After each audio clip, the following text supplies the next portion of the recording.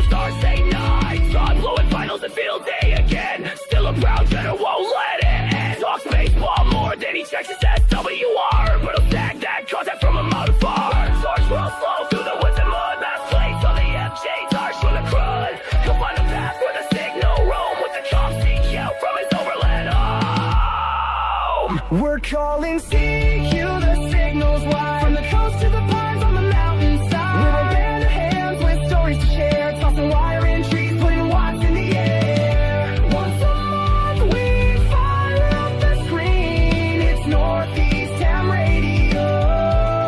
With legends convene. To antennas and trees and friends on the air. Signals we chase, it's the ways we share. We laugh, we learn, sometimes we swear. But every month you know we'll be there. This is Northeast Ham Radio. Pull up a chair.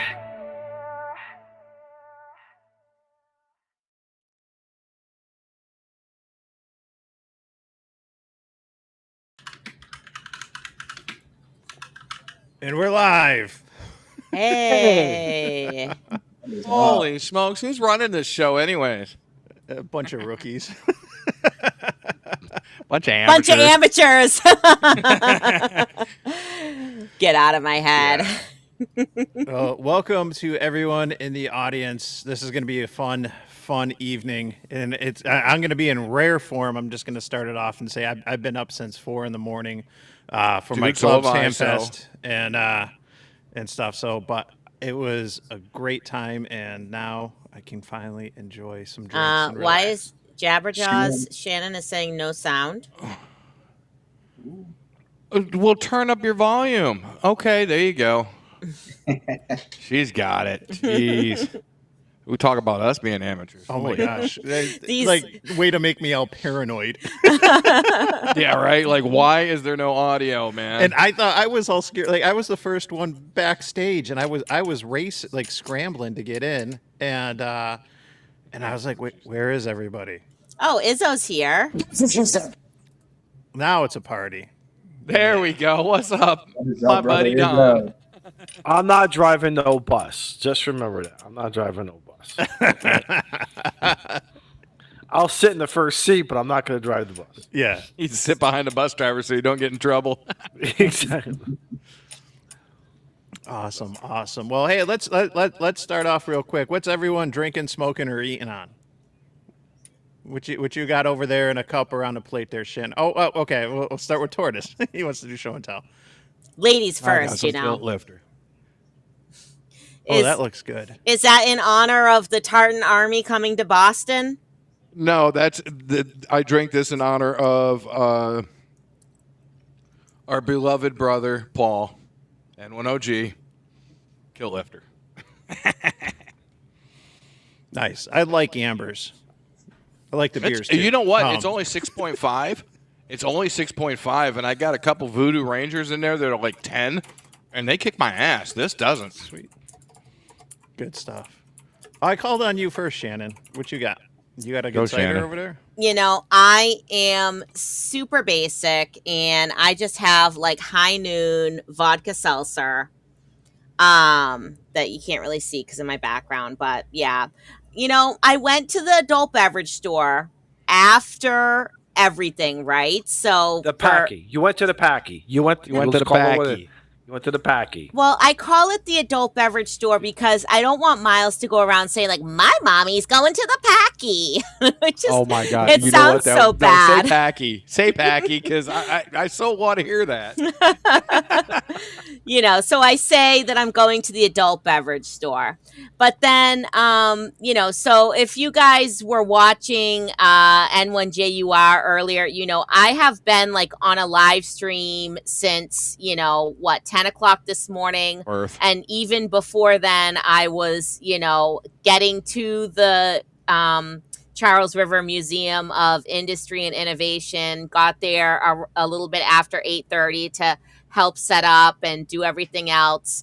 Then Eric ordered us lunch. The lunch never came because the DoorDash guy couldn't get through the festival or something. We don't know what the issue was there. So after we got all packed up and everything, I got Miles is starving. I'm starving. I'm going to Chipotle. I had to get gas because I had like an eighth of a tank left. My gas light was on. Then I had to go to Chipotle, get food. Then I went to the adult beverage store and got my adult beverages. And I figured like there's no point in me getting anything like too crazy. Don't get like a big case of anything because I'm leaving on Monday in 2 days. What is this? Alcohol is going to sit in my fridge for 2 months. So that was the story with that. I tried to find another sour. I got this sour ale last week that, it was a little too sour for me, but I bought it for the art on the can. It was called Miss Frizzle and it had a rainbow, magic school bus on it. And I was like, how can I not get this? But it was a little too sour for me. Cool. What about you, Rabbit? Agua, just water tonight. I got a long drive in the morning. Gotcha. I got this. I got some craft beers. I was trying to think, has it been in the video yet or not? Video that's going to be out Tuesday night before Clubhouse is my experience in the VHF contest, and I hit up a brewery in the Finger Lakes after, and I got some beers there. So this is a ale aboard. This is from Twisted Rail Brewing in Canandaigua, right on the lake, and this is just an American pale ale, and I got some lagers there as well. But it was my treat to myself after a hard day doing both a POTA and a soda for the VHF contest, was to swing by a craft brewery right on the lake and grab some cold ones. So what do you got in your hand there, Izzo? Let's see. This is the Jaime Garcia from AJ Fernandez, one of my favorites. I'm just drinking ginger ale. I worked from 6 a.m. to 4 p.m. And then I gotta be back tomorrow. So I just want to chill. Just want to relax. I do want to hear more about how Shannon and Eric did. Yeah. My goal was, because I'm in the process of resurrecting the old Eagle One vertical antenna. I couldn't get it done as of last night because I wanted to bring it to work, set it all up, and then try to listen to them, which I knew would have been a stretch anyway. But I said maybe on 40, if they operate anything on 40, there's a good chance. 20, probably not. What else is going on? Tortoise. I haven't seen Tortoise in a long time, man. You look great. I hope everything's going well with you. Uh-oh, I don't hear a Tortoise. Yeah. Maybe we shouldn't tell him we can't hear him. Let him ride all night. There you go. And I want to know with these festive shirts between Mike and Rabbit, y'all wearing these nice. Should I go in and? I totally change my forgot shirt? that I said that we should all wear Hawaiian shirts because the thumbnail, and I meant to order a Hawaiian shirt or a Hawaiian dress from Amazon, and I totally forgot. It's just there's been way too much going on. You're forgiven. You're forgiven. It's all good. Rabbit and I will hold it down. I can run inside. I can run in and just put on my party festive shirt. I can do it. Is that the one with it from was it the Christmas clubhouse where it was the flamingos or whatever? I got was that the sweater? That was a sweater. So I know you had the screen share up there for a minute, Mike, and if you're in the Discord, then you saw that I think I found the official ale of next weekend, ARRL Field Day, from Berkshire Brewing Company, Field Day Summer Ale. I was like, are these people hams? Do they know? Nice. Somebody needs to buy this, and they need to drink it on Field Day and take some pictures and post them. I think it would be very funny. I'll have to, if I see that out, I would totally pick it up. Oh, I tell it, me too. So I don't know, I don't know where they distribute it. I'm sure you can look up Berkshire Brewing Company and get a list of distributors. And, if they don't have it in your area, then maybe you can request it. I have actually been to Berkshire a long time ago. Many, many years ago. That's actually good to know that they're still out and stuff in business because I like some of their beers. Very good. Well, Shannon, Izzo kind of set the stage. Trying to Share, say something. That was muted. yeah. Never mind. I'm stupid. I'm stupid. I was muted. I didn't realize it. I guess Yeah, you don't that's listen weird. because we said we couldn't hear you. Yep. Yeah, I know. I'm just stupid. Am I the only one here? What? Yeah, I'm what sorry. is? Huh? Go ahead, Don. Okay. No, what? Yeah, I'm going. okay, what? I'm going crazy here. What's that, Don? I'm hearing other people's audio. Is it How just are you me? people? Like No, I hear hearing it. show you, dude. audio. Somebody's mic is probably picking up the sound and not doing a noise cancellation. Don't do it. All right. 1, 2, It could possibly be me. I don't know. Is that any better? 1, 2. It got reduced Okay. Is it back now? because I have a button down here that says "Listen to offstage feeds." I don't know whether I want that enabled or not. No, you don't. Okay, because I didn't want to cancel the show either. I didn't want to do anything stupid like hit a Yeah, button. stay away from that big red button up at the top of the screen. Don't see. touch That's that. that's what you don't tell me. Is it when I turn it down though? Is it making me too quiet? Yes. Yes, Okay, Yes. then I can't do that. because we What got to happened- hear that. What whole happens when you Boston push that accent. button, Izzo? Did you push it or not? I Don't push that disabled button. it. I did not enable it. Okay. Listen, if it's only me, I'll deal with it. Just I hear a little listen. bit of like an echo, but I can live with it. I mean, I'm almost like an airline pilot. You know how they have to hear each other or themselves. Is that better? No more echo? That's still there. No, it's still there. I don't hear it. That's Well, weird. we all should have just got here Yeah. 15 minutes before the show started, and this would have been. We could have worked this out. So Hey, You it's know, okay. you're absolutely right, We're Don. doing it with talk back on. You know, I don't hear reverb. it. Reverb. So Oh Lord. Hey, so Rabbit, before we get started, somebody was on your stream, not mine. And that was all those talking shits earlier. And what's funny is this person isn't they were definitely talking shit. She's no longer in your stream. But she said I can't talk any shit about her because she's in the helicopter flying and she can't hear me. So I'm going to make the can sign, and no, you can't hear me. Oh, that's great. So Nice. that's literally what she says. You better not talk shit about me. I can't hear it. So don't anybody talk shit about Tracy. And Shannon, you have a #1 fan with Tracy, by the way. I'm just saying. Ooh. okay. All right, Shannon, you gotta someone else fill in. us in on what happened today. Yeah, really, please. What happened? How did it yeah. go? Yep. Okay. So Take us from the beginning. First of all, Shannon Jabberjaws had a very important question. She wanted to know, how did my test go? I agree. So, First and foremost. for anybody who maybe doesn't know or didn't remember, yesterday I took my UK full license exam.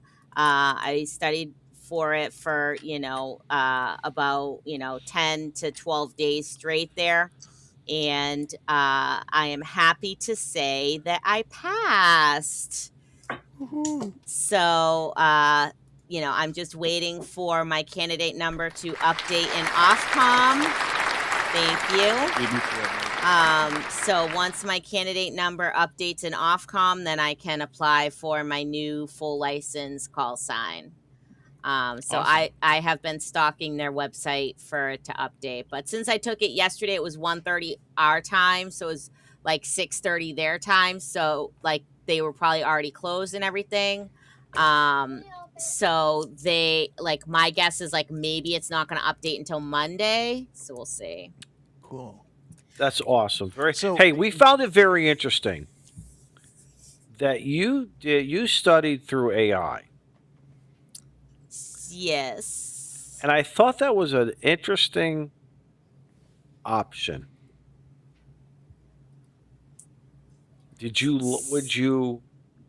Would you do it? Yeah, I'm saying, would you do it for other learning certifications? Do you think, or?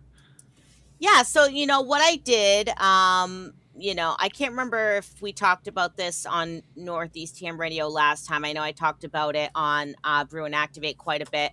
Was, we all know and love ham study, right? It helps you memorize the answers to the questions, and then it also has, a mode where you can get more information about the answer. Why is this the correct answer? Things of that nature.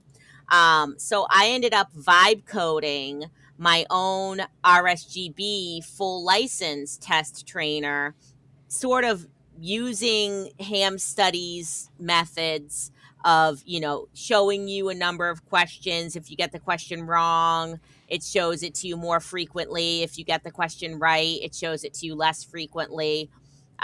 Basically until I memorized all 500 and whatever it was questions that were in the question pool. I can tell you right now how many questions were in the question pool. So I used that. Yeah, so it was 571 questions in the full license question pool for the UK full license. And yeah, so a lot of it is just memorization anyway, right? Is like you're memorizing licensing conditions, operating procedures, band plans, and you really don't even have to memorize the band plans and stuff because they give you the EX309 reference material that you can look at during the test. That's allowed. You don't even have to memorize the formulas because they give you a formula sheet that has all the formulas on it. It's just you have to know what formula to use when and how to use it. So when I was coming across questions that I didn't really understand what was the right answer or how to find the right answer, I tried to write into the program to integrate AI, but it was a little too complicated because it kept saying like it wasn't going to be secure. It was going to release like APIs or something like that. So what I did was if I came across a question that I didn't understand, I took a screenshot of the question. I uploaded it to Google AI, and Google AI was very good at reading the question, looking at the answers, telling me what was the correct answer and why that was the correct answer. So I used that for quite a few of the math questions. Because one thing I'm very bad at is trying to transpose a formula. So like if the formula is written and you're solving for F, but then you need to change it and solve for, capacitance instead of frequency, I'm like, I have no idea how to switch that around. We haven't done algebra since high school, and that was over 20 years ago, right? So, let me chime in here. That is not algebra. That is just basic math. 1 divided by 1 equals the other. Yeah, but when you have to take the denominator and switch it over to the numerator, and then you have to do, cross multiplication, I'm like, whoa, this is not anything that I have looked at for a very long time. Look at Tortoise. So Tortoise is going to fall off the edge. Oh my God! I agree with her. This is not 2 trains leave Boston. One's going to go to Providence and make 4 stops, and the other one's going to go, but turn around, but go to Foxwoods because there's a New England Patriot game. And this is Shannon. Is this certification that you got? Would you say it's the equivalent to the United States extra? I think it's harder. Okay. Ooh. I think. Yeah, I think the European one is harder because they want to make sure you know what the hell you're doing. For the upper licenses, for the basic license, it's kind of like, get in here, learn, and as you learn, you'll grow. Sort of like us, but just like the general and the extra license, there's a lot of math in there, man. And Shannon, I hate to break your heart, but I use most of the radio formulas at least once a week. Do you Yeah, really? but Still. Yeah, but is that because you do it for work? Yes. But I don't. see, that's the difference. If you do it for It's not work, multiple then that's good.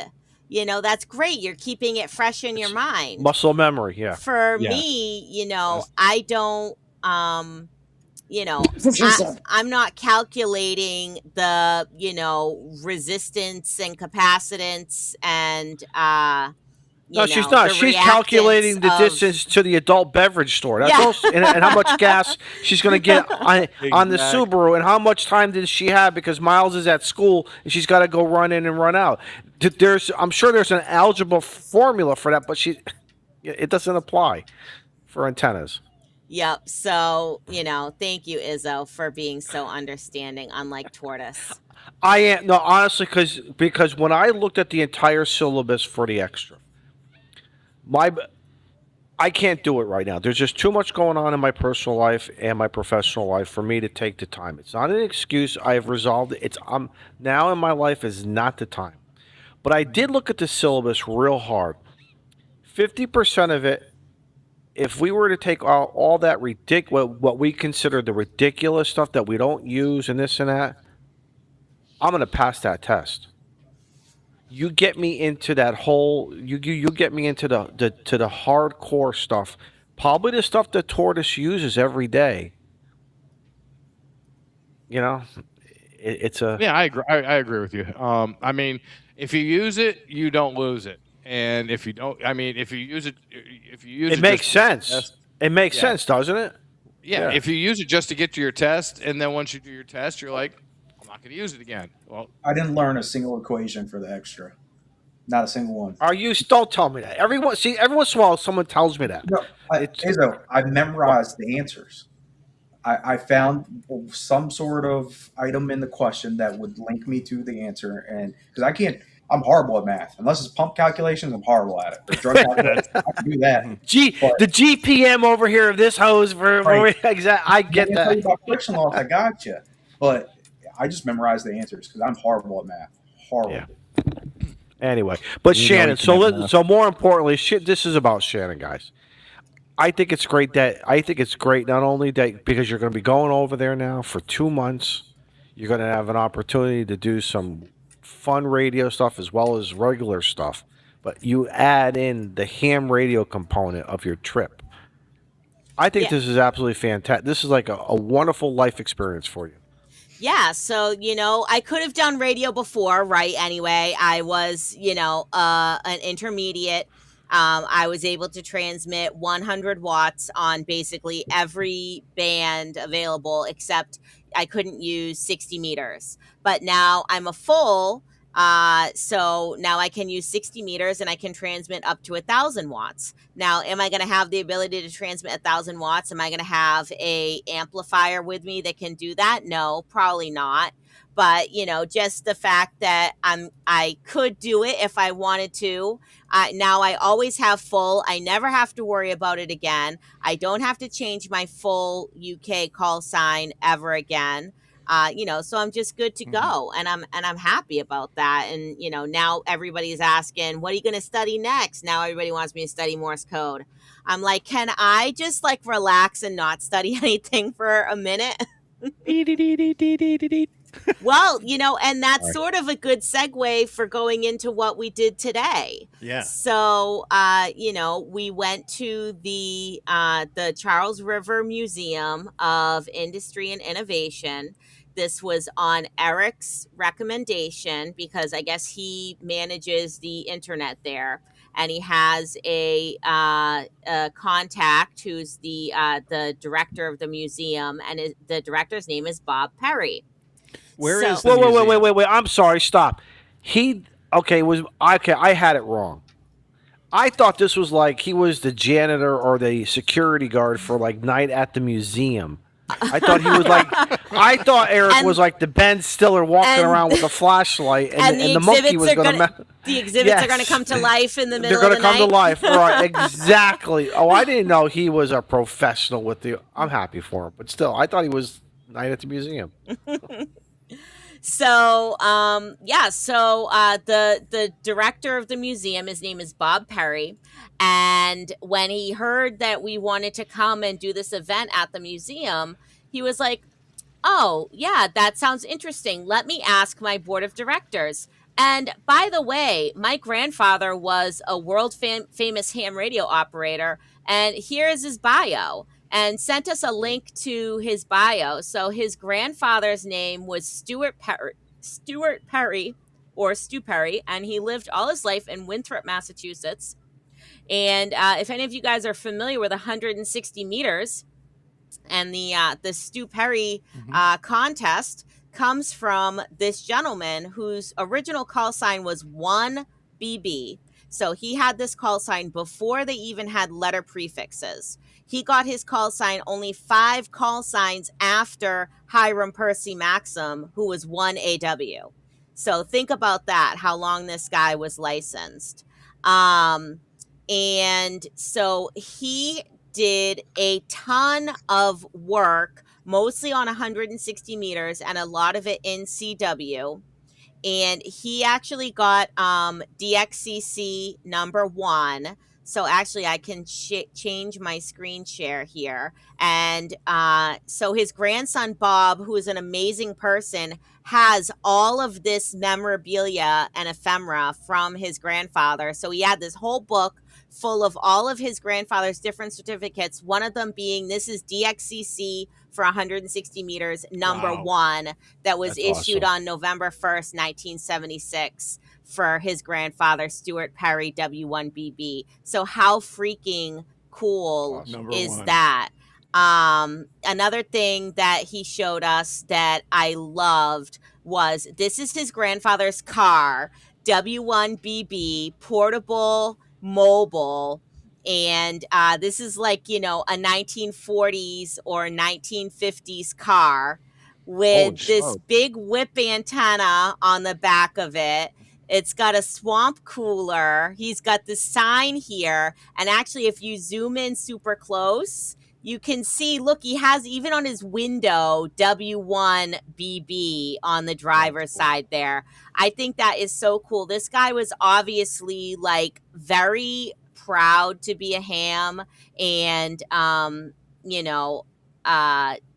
like people talk about, going portable today, right? Like they make fun of my Poda wagon. Like, how can you bring this 100 amp hour battery portable? How can you bring a 710 portable? That's not a portable radio.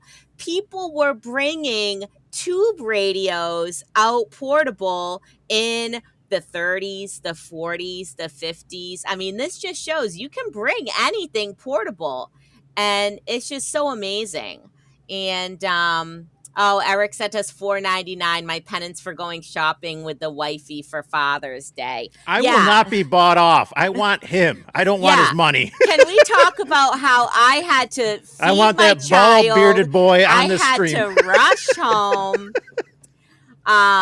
So yeah, and so the band conditions were pretty rough, unfortunately.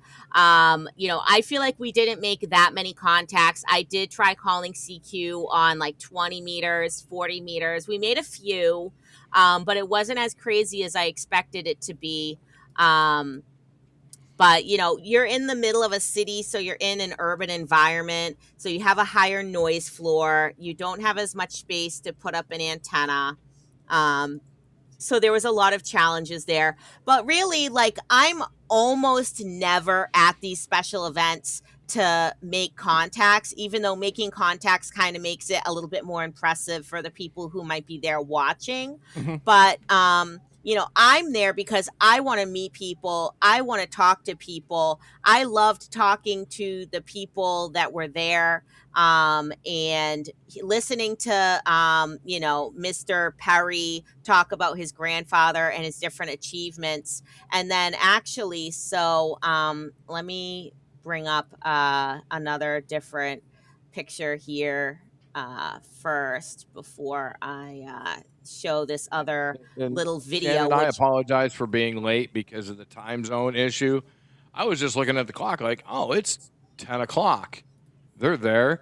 I call and Eric's like, no, dude, we're going to be wrapping up. I said, give me an hour and 20 minutes. I'll get down to the discount antenna and get on. And yeah, I called him when I got down there. He's like, "Oh no, we're gone." I was like, "Damn it!" Oh yeah, the time zone Well, Shannon, changes. I've been following because I didn't go out and play. Well, I got busy on Thursday, Friday. I'm sorry, Wednesday and Thursday were just kind of nuts. But the sunspots are so low right now. Yeah. I It's mean, weird. the It's stations that, you know, the stations that I could hear were Mhm. very weak. There was a lot of QSB. So, like, I would hear a little bit and then I would hear nothing. And then I would hear a little bit. So, it was very hard to copy call signs. So, yeah, it was just really rough conditions. But so I took a picture of like an overhead view of kind of what we had set up.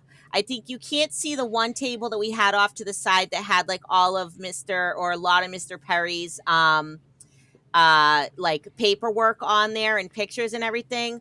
But you can see here we had a station set up to Eric's Flex, and we were sending SSTV, sending and receiving SSTV. This is my great friend Adam, Alpha 1 November. So thank you so much to Adam, and also thank you so much to Michelle Oh, for you had coming. Adam there. Adam's cool.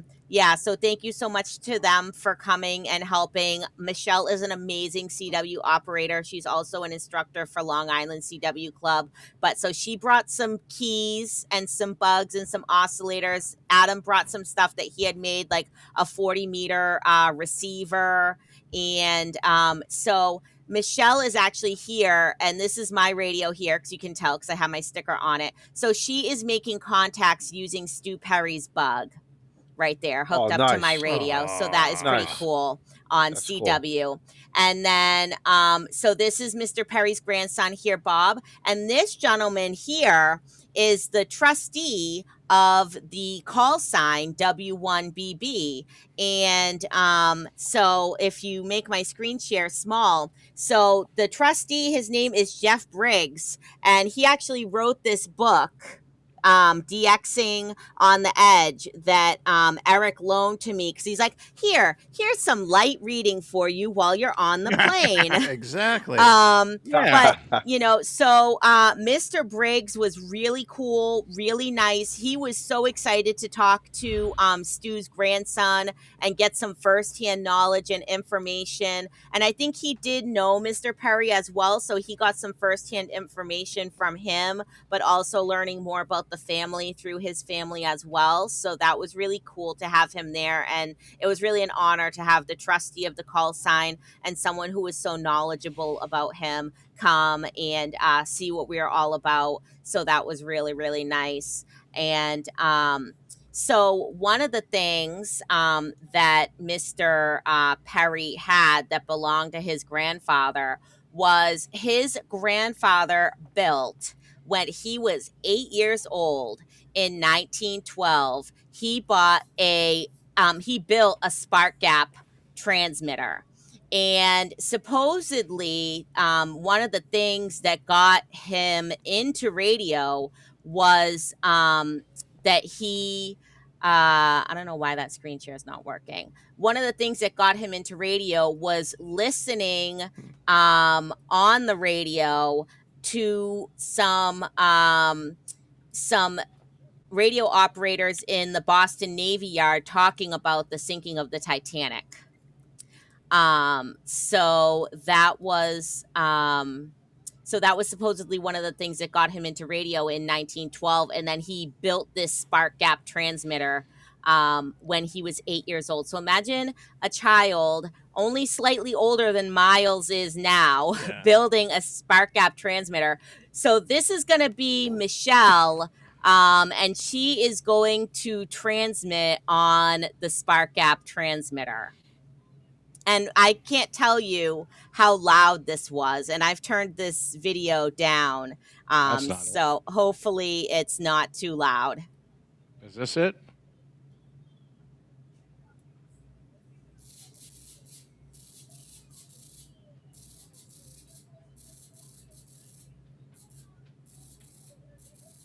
Turn it up a little bit.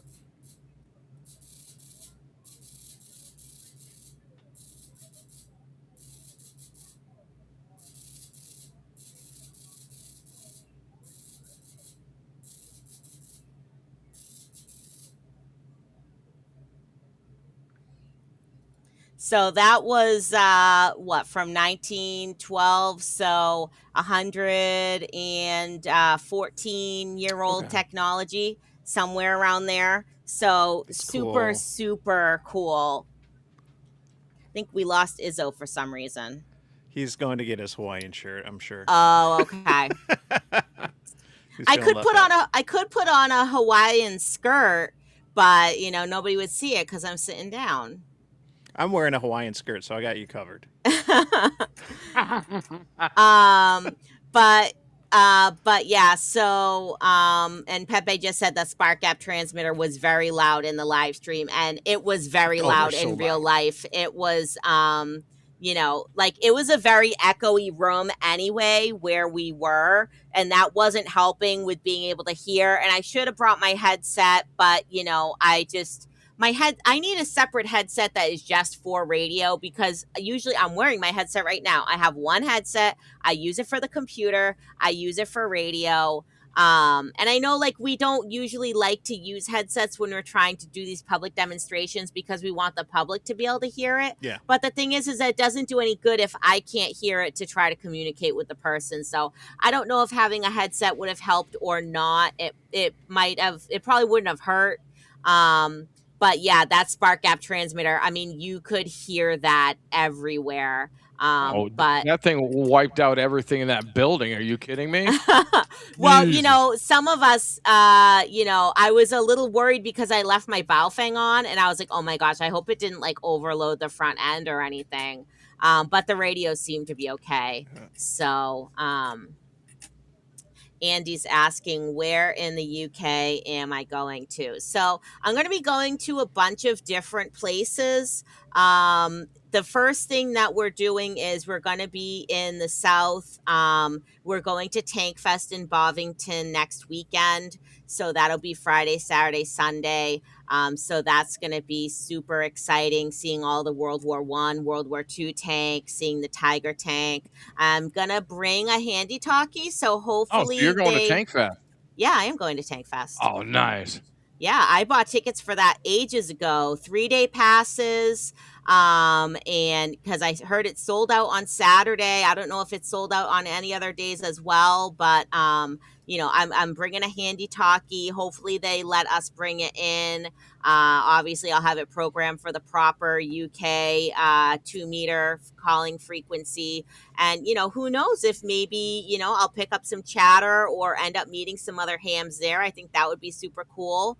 I'm also going to be, looking for any kind of communications, tank radios, things of that nature, because maybe you guys saw on the live stream Tank that radios.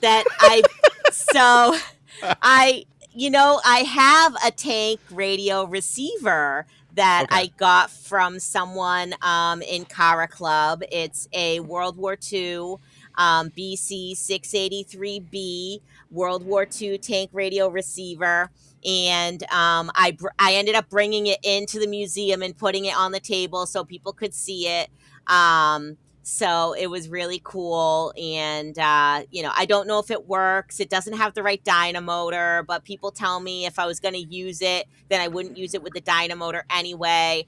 And it receives FM, and it's it's crystal controlled, so it's for somewhere between like 27 megahertz to like 30 megahertz, so it's not even really That's in typical, band yeah. for Okay. for anything except for like it could pick up 10-meter FM, because I think the 10-meter FM calling frequency is like 29.500 or somewhere in there. So that could be cool if I could get it to work and try to pick up 10-meter FM. And I think people have people have modified them where there are or used to be like some firefighter frequencies would be like in Called low around. band. Yeah. So who knows? But I never wanted it to use it. I just always wanted it to like look at it, because I just think it looks so cool, and it's green and it's military Yeah. and it's from a tank. And everybody, like, as soon as I brought it out, people were like, wow, that is so cool. And they're like moving the little the little fins back and forth that like hides a speaker, and everybody wants to push the little program buttons in because it has like 10 programmed frequencies, which they are a little sticky. It probably needs some, electronics cleaner in there or something like that. I haven't opened it, and I'm a little scared to open it because there could be probably high voltages present, right? Like if it has capacitors, who knows if When was the last time that thing was powered up? I have no Exactly. idea. Didn't you just I take a think you're test? absolutely Wait a minute. fine. You just took a test. You should at least know that. Well, Yeah, I can't tell you when the last time it was powered on, but my understanding is that capacitors can potentially stay charged. Take a for screwdriver, ages. flat tip, go in there in between each big capacitor. Be prepared for a spark. Pop, pop, pop, pop, pop, and just discharge them all. Yeah. And then take a wire and go from one terminal to the other, and the capacitor will no longer charge because they can air charge, believe it or not. So all you do is you just run a wire across a high voltage capacitor to make sure that it doesn't charge. Yeah. So, There's if your I tip was for the day. if I was going to open it Tips from up, Tortoise. clean it out, modify it or whatever, not that I have I may have passed the test. I don't have the skills or practical knowledge to modify a radio. Let's be real. But, I think it's like I said, it's cool to look at. It'd be cool to open it up and clean it out and at least get the push buttons working a little bit more smoothly. Because everybody, they like to push buttons. They like to flip the switches. The switches are very like clicky. So it's very satisfying. That's why I have my my mechanical keyboard, right? I like that tactile response from things. Shannon, get yourself some electronic cleaner. Yep. Spray with a little nozzle onto it and spray each switch, run it in and out a couple times. Every switch will clean up. Yep. And Yep. then keep the knobs clean with alcohol. Yep. And it'll be fine. Yep. Exactly. So, Cool. yeah. And then after that, going to be like traveling up to the East Midlands for a while. We'll be going to like Yorkshire for a while, have some things planned up there, seeing like the Royal Armory, seeing the National Tramway Museum, the National Railway Museum, hopefully going to visit like the World of James Herrick. I'm a big All Creatures Great and Small fan. And then got to see Bletchley Park, obviously, got to see where they broke the Enigma code, got to visit the RSGB station and operate the station there, hopefully. And then the last week we're actually staying right just outside of London in the suburb called Uxbridge, where there is like the Battle of Britain bunker. So it's like one of the only RAF bunkers that's like still intact with like the squadron board and all the maps and everything, and it's open to the public. So Cool. that's like very close to where we're staying, so I really want to go there and check that out. And Miles is like all about planes right now. He's gone from ships to planes. So I don't know how that shift occurred, but he really wants to see the Concorde. That's like his favorite jet besides the DC-10. So we found out there. Wait. The Concorde is his favorite jet, yet you were at the Air Force Museum and saw the most beautiful bomber supersonic in the world, the XB-70 Valkyrie, and the Concorde is his favorite plane? This thing makes a Concorde look like a freaking little pissant toy. I know, but Holy smokes. But he likes commercial passenger jets. I don't know why. He's more about the commercial passenger jets than the fighter jets and stealth bombers and stuff like that. I don't know. He's a weird kid. What do you want? So, so there's this place. It's called Aerospace Bristol. They actually have a Concorde there that you can go on board. You can, sit in the seats and touch the stuff. So, we're going to try to make our way over there and hopefully see that for him, because I know that's one thing that he really wants to see. And yeah, KS0JD. I really do want to do bunkers on the air. I found out, where there's some bunkers somewhat close to us. And you actually only have to be within like 1,000 meters of the bunker to even to activate it. So it's not like Okay, they give you you a lot know of room then. yeah, you don't have to Yeah. be in the bunker or on top of the bunker. You can just be in like the general vicinity of the bunker. Because obviously, like some of these bunkers, they're on private property. So, they want to kind of make it accessible for people to be able to activate them. So that's going to be, that's going to be hopefully a goal of doing at least one, and lots of POTA as well. And yeah, Bricker Miles just might be a future crew chief. You never know where these interests are going to lead kids. So that's why, Yeah. like, okay, he's into planes right now. So let's bring him to like every plane thing that I can think of and, expose him to it, because who knows if, he says he wants to be an astronaut and he wants to bring the first cat into space, even though there have already been other cats in space.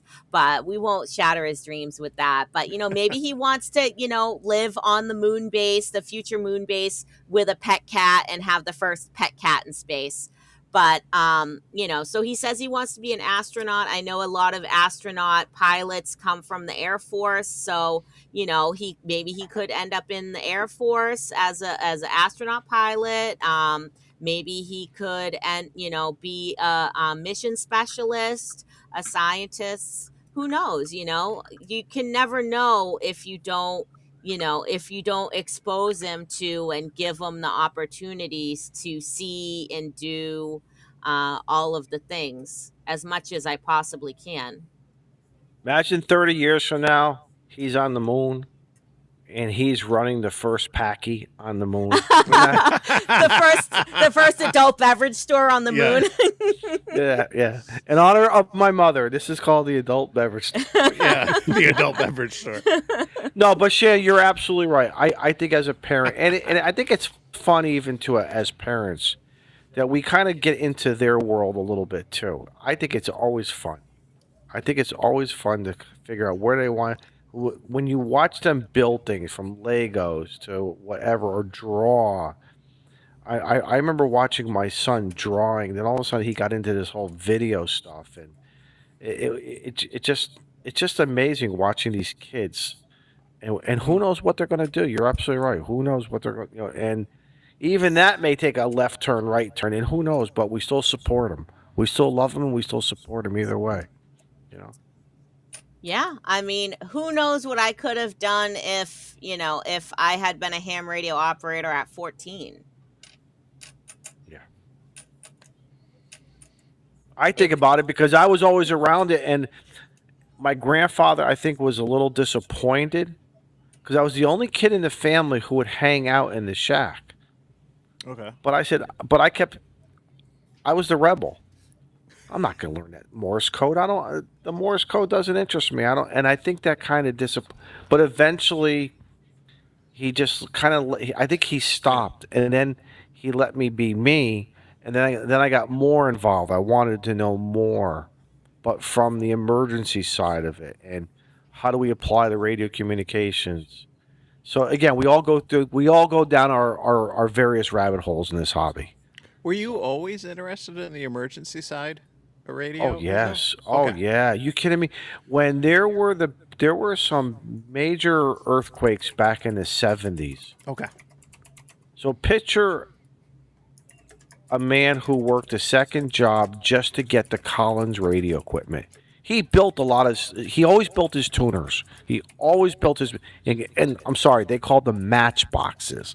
They were not tuners, they were matchboxes. And he built a lot of his own feed line, open wire feed line for a lot of things. But my thing was, the amazement was hanging out in the shack, and he had this auto patch box, and he had a red phone. Remember the old dial? Remember the old phones that had the dial on them? And it was a wall mounted, and it was red. You were not allowed to pick up that phone. I think it was because he didn't want to pay the 10 cents per the phone call, because he was very frugal. or if you want to say cheap, I'll say cheap. But anyway, he would run the phone patches. So, and he would run third party traffic, sort of like what the Red Cross does with the military, sort of what we know as what NTS is a little bit today. But they were doing that. Um, it would just amaze me. Then the maps. Then of course the dirty magazines he had from different countries always blew me. It was always my, you know. So there was a lot of things going on in the shack that had me reeled in. Did you say sack or shack? Shack, the Oh, shack. okay. Oh, it was. I mean, it was the paneling of the '70s. You know, he had a little couch down there. You know, he probably picked it up from a. He picked it. black stripes. Yes, yeah, yep. And he had, you know, just. I'm sure the couch, this little love seat, came from a tag sale. He probably paid $5, and the guy wanted 10, and he probably walked away from it. You know what I mean? But And that paneling had one hell of a smell to it too. I'm yes, just like going yes. back. But his desk, he had one of these old office metal desks that was very deep, because you remember you had your radio equipment on it, Yep. but yet you still had enough room to write. And any time of paper, so he never bought a notepad. He would cut his own like 5x9 pieces of paper from scrap or whatever. Oh wow. And that, but like he would throw CW on, Mike, and then all of a sudden, CW is on in the background. He's talking to me, but he's also copying in the head what he's hearing and telling me about. He says, "Did you hear about this guy? Did you hear what? You know? Did you hear?" I'm like, "No." He's like, "Well, why aren't you paying attention?" Because I said, "Because I'm listening to you." He says, "No, you got to learn your brain. Take your right side and listen to me. Take your left side and listen to the code." He said, "You play music." Back then, I was playing guitar. I think, yeah, guitar. He said, "It's music. It's all it is. Just learn it." Yeah. And I was, you know, I'm like, "Well, I don't want to learn that. Where's the dirty magazines?" I mean, Like I said, but still, hence this statement. this was just after the DXXX. oh, my grandmother used to get mad when she found out, because there was a window, and then he would shut the curtain, and then, you know, Shacking off. Wow. in the wintertime, there was, again, he was frugal.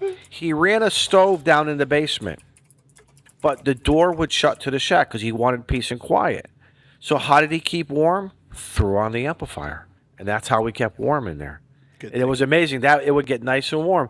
But then later in his life, the man went QRP. It was just like really weird. His last 30 years of his life, he lived to be 94, and then like in his mid 60s or something, he went to QRP. But you were showing the spark gap. I remember him telling me they were running some spark gap in one of his earlier homes, and they were doing it, and the humidity in the air one summer, he says he could feel the electricity all over his skin. He felt it was very dangerous. And the bleed over, it was very weird. So, I mean, we laugh at some of these radios, like the Baofungs and other radios that may not have, they're very questionable on, is this the right word, spectral purity, you know, and the harmonics. I think back then these guys were bleeding all over the bands until, you know, things started getting, you know, regulated. And this is like around 1930, 1933, 1935, and everything. I mean, of course, I wasn't around then, but, you know, it's just, you know, amazing how things progress. But I get what Miles is going through. I get it, because I see, even to this day at 62, you know, just when you start getting engulfed into something, and then all of a sudden something triggers you. You know, whether it's a YouTube video or being here on these live shows, I'm like, you know, something. I think like this whole Meshtastic thing. Yes. I think I want to get into it. I think Get I do. into it, please, Izzo. We need you, but not Meshtastic, Meshcore, because everybody. Meshcore. Yeah. Because I found a site that shows the map of the whole Northeast area of how things are going. You know, with the lines. Yeah. From my area up to you, up down into New Hampshire, and how it goes into New York State and this and that. But yeah. So, Anyway. unfortunately, I have my mesh core node outside, but I'm still a mesh of one. Like there is this dead zone all around Lynn, Salem that they're kind of like, we're trying to fill it in with more nodes. But Josh just did a great video a few days ago where he took these like $15 Harbor Freight solar lights I and saw put that. these little, Seed Studio, thingies, development boards in there, the Zhao boards or whatever Okay. they are. And he made the soldering look so easy that I'm like, wait a minute, I think I could do that. And, I have done simple soldering like that before. I built a K6 ARK mic kit. Those wires were freaking Nice. tiny. They were a pain in the Yes. butt to try to strip those wires. But so it's like taking the multimeter, finding the right voltage to put the solder on. And to be honest, Josh made a mistake and he soldered it backwards the first time, and somehow he didn't fry the board. But the fact that he left that mistake in, it's like, here's somebody who's way smarter than I am, and he still makes mistakes. We all Very make genuine. mistakes. That's genuine. And I Yeah. like that. That's genuine. Yeah. So, and you were talking about your grandfather's shack. So I put a picture of the screen share up. So this is W1BB shack. So this was one of the pictures that, wow. that Bob Where's Perry the curtain? had. Does he have a curtain? There's a curtain there. There's no DXXX in this shack. That looks like all E.F. Johnson gear. At least, not as far as I know. But, I think it's so cool. Like you can see it's clearly in his attic because you got the roof coming down here. Like, look at this old picture. This is probably like him and his like brother or sister or something like that. Old The one on the picture right from- looks like Jack Black. Yes. I wish we could see what the year was on the calendar. It's October something. We can't really see what the year is on the calendar.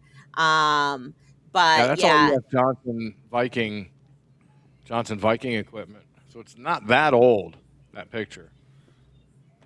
That's Johnson Viking. Yeah, equipment. I mean the picture might not be that old. Like this could be what, maybe 50s or 60s? Yeah, 60s. It looks more like 60s. That gear is 60s. But yeah, so he lived in the same house as far as I know all his life in Winthrop. And if you get that book that Jeff wrote, it shows this picture of like this water tower in Winthrop on Shirley Point, and he convinced the town to allow him to use the water tower to support his 160 meter antenna. And I guess he measured with a compass, and he had like salt water for something like 90 degrees or more all around him. So it was just really super, super cool. So what you add in here, Izzo? All right, so that's 1947. That was my grandfather. I think that was their first house they bought, and that's upstairs. That eventually became a bedroom as they started having kids. And I love the QSL cards up on the wall there. I actually have a bigger picture of this in my shack because it's one of those that you just look. It's sort of like playing Waldo with it. Cause every time you look at it, you find something else. Yeah, that's him being very intense. But like I said, back then, like I said, they were just very. Again, if you look at the history of how the FCC was created and where ham radio fits in the timeline. I ask every ham radio, explore that when you get it. When you got nothing else better to do, go back to see what was going on, because ham radio operators were really not wanted. Because TV and radio broadcasts were very threatened by the ham radio community, and they wanted to make sure that we were not taking over their airways because it was money for them. It's all money. They're going to generate money through ad revenue and others. it just got all crazy with them. Let me just show the other.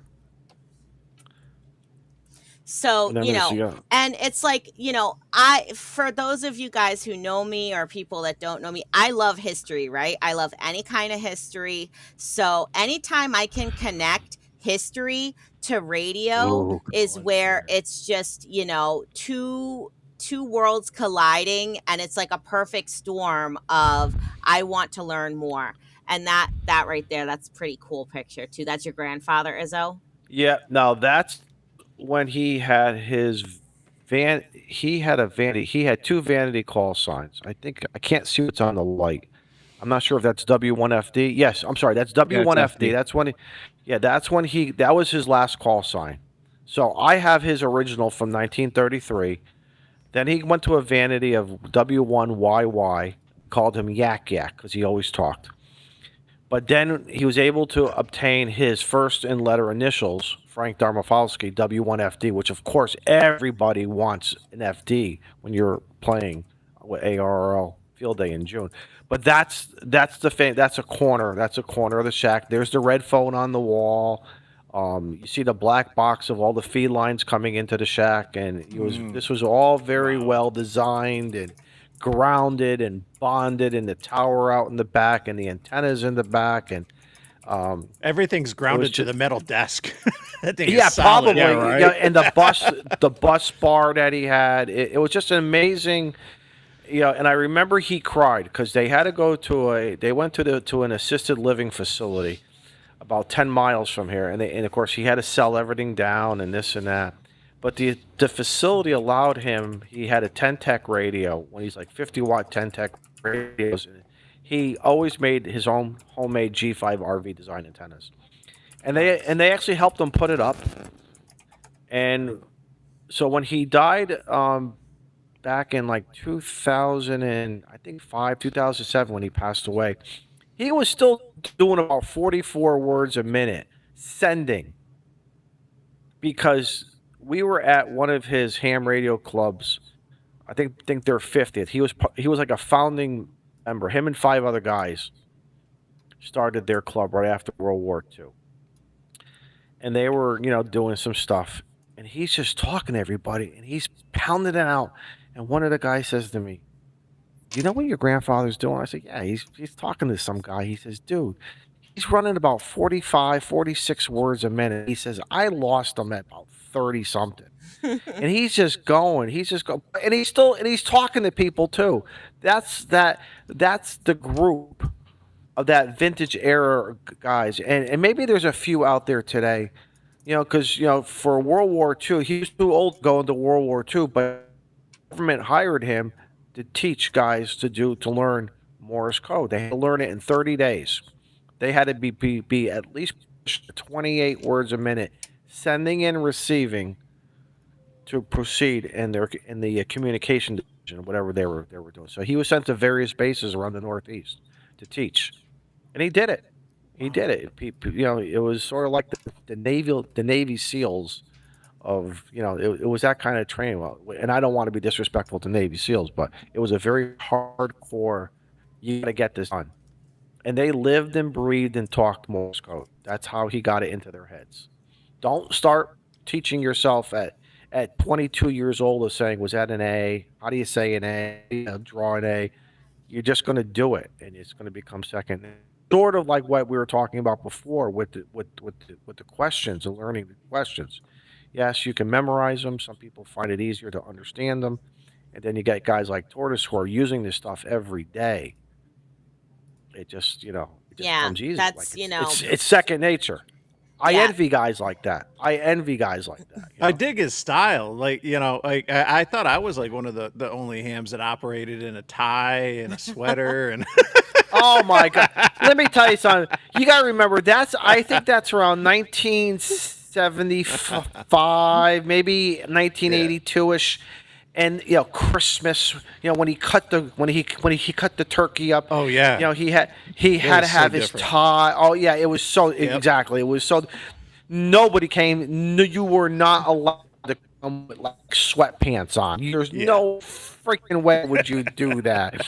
And I remember when like Ronald Reagan got elected, he was so proud, and and him and my grandmother were sort of dressing like him and like Ronald and Nancy. They were just living that whole world of but still being good humanitarians and giving back to the local community. Back in 1955, we had some major flooding here in the state of Connecticut. I'll tell you guys a quick story. You'll like this. So my grandfather was big with races. Okay, and back in the 50s, Okay. Cold War, races was huge here in Connecticut. The first Monday of the month was Aries radio training.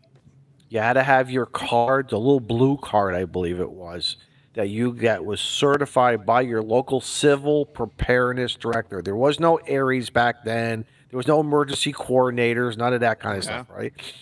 So he got involved with emergency communications, and they were all playing around on 10 meter AM. Mike, you'll like this one. 10 meter I AM. love it. Okay. So quirky.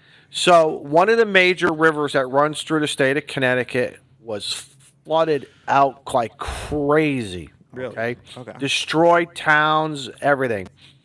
They got called up, and this big Army 6x6 pulls up in front of the house, and he has his big Army duffel bag. He's all proud. He's got the boots on. He's got everything packed in the bag and this and that. I think I carry a lot of shit when I go play a poker or whatever. This man made me look like a baby. He had it all. He had two big duffel bags, this and that. He kisses my grandmother, runs out to the truck. All of a sudden, my grandmother comes running out the house. Frank, you forgot your toilet paper. You forgot your toilet paper.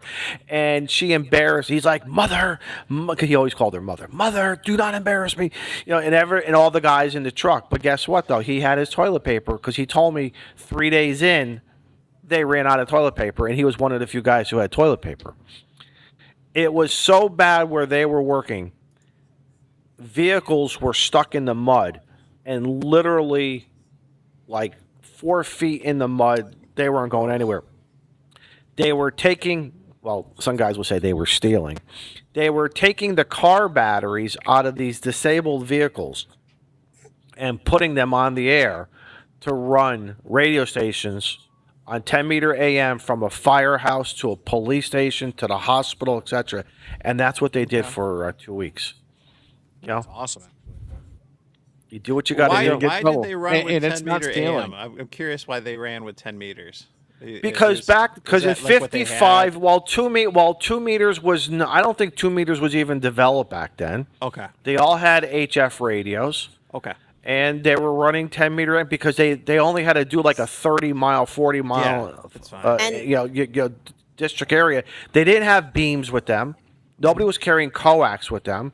So they were basically just making whips out of antennas that they Yeah. had or took off their car. Yeah, it's just and 8 whatever. feet. It's you don't need Exactly. much for that. Yeah, 102 inches, and that's all you really need. There you go. And here's the thing: you said this was shortly after World War II. This was, I believe, the floods of 55. I believe it was 1955 here in Connecticut. It was very bad. It was called the Housatonic River. Not too, maybe about 20 miles south of the Massachusetts border, western part of the state. The Housatonic River went nuts. So I'll have to find on YouTube this guy who's he's actually from New Hampshire. He goes to Nearfest, but I've never met him. His YouTube channel is called like Microwaves, and I think his name is Mike. So it's spelled like MIK. And he did a talk like last year about how World War II radio surplus changed ham radio. So, Yes. they were probably Cool. using a lot of surplus military radios that were probably already on 10 meter AM, and they were just using what they had available. So Nice.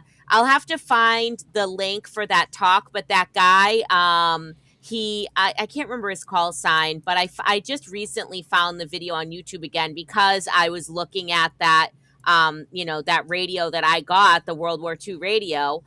So I wanted to rewatch that video and that talk that he gave. But he has actually gone out and done POTA with like 1930s gear. And I want to get in touch with him because I want to see if he would be interested in coming to Hammond Castle and doing a demonstration of 1930s radio gear at Hammond Castle. Because John Hayes Hammond Jr., who built Hammond Castle, is considered the father of radio control and Correct. developed radio control technology for torpedoes that ended up being used in World War II. So I think Let that me would tell you be something really real quickly before I forget. And Mike may know this. Mike being a tortoise, being a big Motorola guy. Motorola was racing during World War II to develop communications. Oh, to yeah. help, because what they learned in World War One, what was needed. And a bunch of Canadians were also doing their own thing. So, and the government was trying to decide what they wanted to use for equipment and how they were going to, and these guys were racing to get the contract. Motorola was going crazy with batteries, equipment, how the GI was going to carry this versus setting it up in a tent as like a mobile control station, base station. It was just amazing. The other thing, Motorola had a lot of influence in the communications for World War II, especially for the big portable Yes. radios. They made the first one. Yeah, right. And they just did a phenomenal job. And I mean, they were swapping out D batteries and a lot Yes. of them. And Yes. I mean, they wouldn't last very long, so they would constantly be turning them on and off, unless they were set up as a base station someplace. Then Right. those developed into the PR-77, which was the Manpack, and they had magnesium batteries of all things. So in Vietnam, they were told not to get the radios wet. Yeah. And, I mean, you're in a freaking swamp, dude. 90% of it.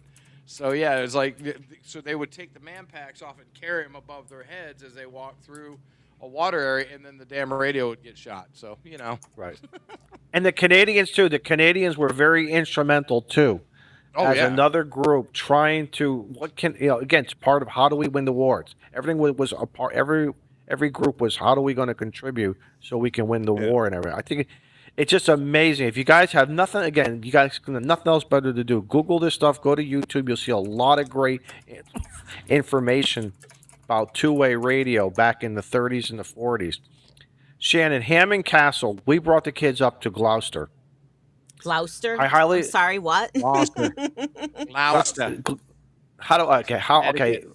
How does a Connecticut guy supposed to enunciate this word? Gloucester. What is it? It's just And I'm not even Gloucester. from New England. Gloucester? Did I say it Gloucester. right there? Gloucester. Okay. Gloucester.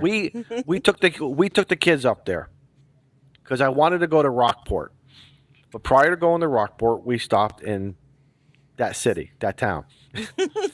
We didn't even know this Hammond Castle even existed. When we got to the hotel, we opened some brochures and what to do and this and that. We said, let's just go for a ride. We found Hammond Castle. I highly recommend anybody who's in the Northeast wants to go to Hammond Castle. This place is beautiful.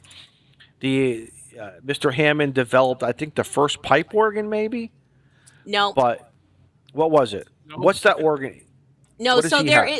is a Hammond organ in Hammond Castle, but Yep. the guy who made Hammond organs is not related to the Oh, I have John it wrong Hayes then. Hammond Jr. Yeah. So actually, it is something that was mixed up even when they were alive. And there's a funny letter that Hammond of the torpedoes wrote to Hammond of the organs about, like, I hope the fame of my torpedoes has helped you as much as the fame of your Oh, organs shit. has helped me. No kidding. So they were aware God. of each other, so it was sort of very funny. But going through the castle, there are rooms, and there's stuff that you could see, and then there's stuff that you cannot see to this day. I believe it's still classified. This man was incredible with radar and so much other things for the military of what he did. I don't think we'll ever really know. Maybe his family does. But there's just so much that we don't, to this day, that it's the foundation of, radar and RF and a whole bunch of other stuff. So very cool history here, right here in the Northeast. Yeah, and so and very important inventor as well, that he was very well known in his time, but he sort of has been forgotten. And he did a lot of work with like radio control technology, also with like radio and television as well. And I think he actually sat on the board of director for for RCA at a time. Oh wow. Probably. And I dug these out because like 30 minutes ago, seeing the QSL cards on your grandfather's wall there, Izzo, reminded me of this. And somebody in chat wanted to know, did your grandfather enjoy barbecue crisps? No. But let me tell you a quick story. So down here in Connecticut, we have a park. It's one of my favorite POTA parks. It's one of the biggest parks in Connecticut, called Hammonasset State Park. Back in the 60s, again, he worked a part-time job to buy a shack. And when I say it maybe had 1 or 2 bedrooms, cold water running only. There was no bathroom. There was an outhouse in the back that you had to use, and there was no electricity. But he would bring his ham radio equipment down, and again, I used to love it, being, hanging out down there. But this man would not put electricity in. He would not, everything was battery powered from the big. We had a big Motorola TV, a black and white Motorola TV, and that's how we got to watch the local stations back then. Back in the war, he was commissioned to walk the beaches to see if any, enemies, submarines or anything. And they had these little guard shacks, probably about the size of an outhouse, that had a telephone, a twisted pair running.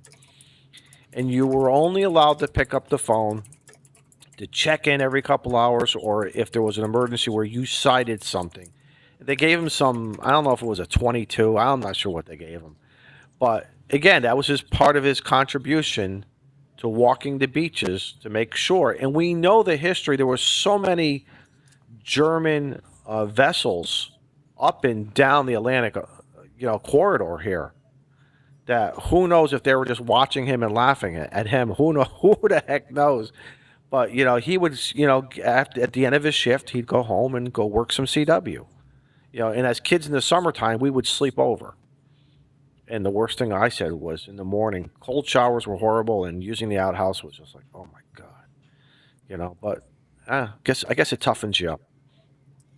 But so you mentioned like spotting along the beaches. So there's so many spots here in the Northeast too that served as spotting to watch out for enemy ships during World War II, especially with Boston being a major port city, Portsmouth in New Hampshire being a major port city. You have GE Aerospace Aviation that was making, jet engines for the war, being a huge target. In Nahant, they had, East Point Park, where there are actual, pillboxes and bunkers, and they had anti-ship guns mounted there. And I recently found out, speaking of Rockport, at Halibut Point State Park, if you've ever been there, they had huge radar arrays and spotting towers looking out for ships, and helping to aim the guns from Nahant and Portsmouth, Pigeon Cove, yeah. to Pigeon protect Cove, the harbors there. Pigeon Cove, being so high, had a beautiful observation area of that whole area. It's just so if anyone is in the area of the Northeast, and if you're interested in military history or radio history, definitely these are some sites to check out. And, these are places that if it wasn't for radio, now Hammond Castle I have known about since I was a kid, and I've loved Hammond Castle, and I thought that was just the coolest place ever. And, now getting to go there and getting to know the director, John Laseth, and getting him more into radio and going there and doing a radio event like we did last year was just amazing, and I hope to be able to do some more of that with them. But sites like Halibut Point or the USS Albacore or Fort McCleary, these are places that I probably wouldn't have visited if I wasn't going out trying to do POTA. And in doing that, like, I've learned so much more about these sites, around the area. But so I just wanted to show. So I had bought on eBay a while ago, actually, some vintage QSL cards, and I picked these ones because they were from stations like around here. So this one is from Beverly, Mass. It's from 1932, and I love, the simple graphics and the art on these old cards, and I love the people's handwriting on them too. So this one is somebody from Lynn, Mass. That sent one out, W1FAL. Hey Shannon, And let me tell you something else too. You know what was the beauty of not only of those QSL cards and talking about rabbit hole? I started collecting stamps because mhm, these QSL cards would come in to my grandfather, and he would save me the envelopes, whether they were DX or from around the country, and the stamps were incredible, were just absolutely incredible. So that was sort of like, if you were into stamps, you also like your QSL cards. It was like a side hobby. A lot of yeah. guys were also collecting stamps too. Yeah, and these have the stamps on the back there, because these were just sent as postcards. And actually, so, I collect paper QSLs, from my own contacts. I actually brought them with me to the museum to show them off. And, you guys know me. I love the old ways, right? I love the paper logs. I love the paper QSL cards. And I keep the envelopes from the QSL cards that I get, and I slip them into the sleeve behind the cards so I can keep everything all together. I can see the stamp, I can see the handwriting, I can see the postmark Okay. on there. I think that's, so cool, because those are like sort of the bits that get forgotten a little bit, right? I agree. So, you know, W1AWO. Wow. And this has like a weird little like paper clipped thing to it. I'm not quite sure what that was all about. Um, but Posted a note with it. um, but yeah, so these were really cool, and they were like $13. They weren't too expensive, but and there was a few different like lots of them on there. But I just think they're so cool. This one says something about like, very sorry about being late, but better late than never. People were sending their QSLs late even back in, October 8th, Yeah. 1932.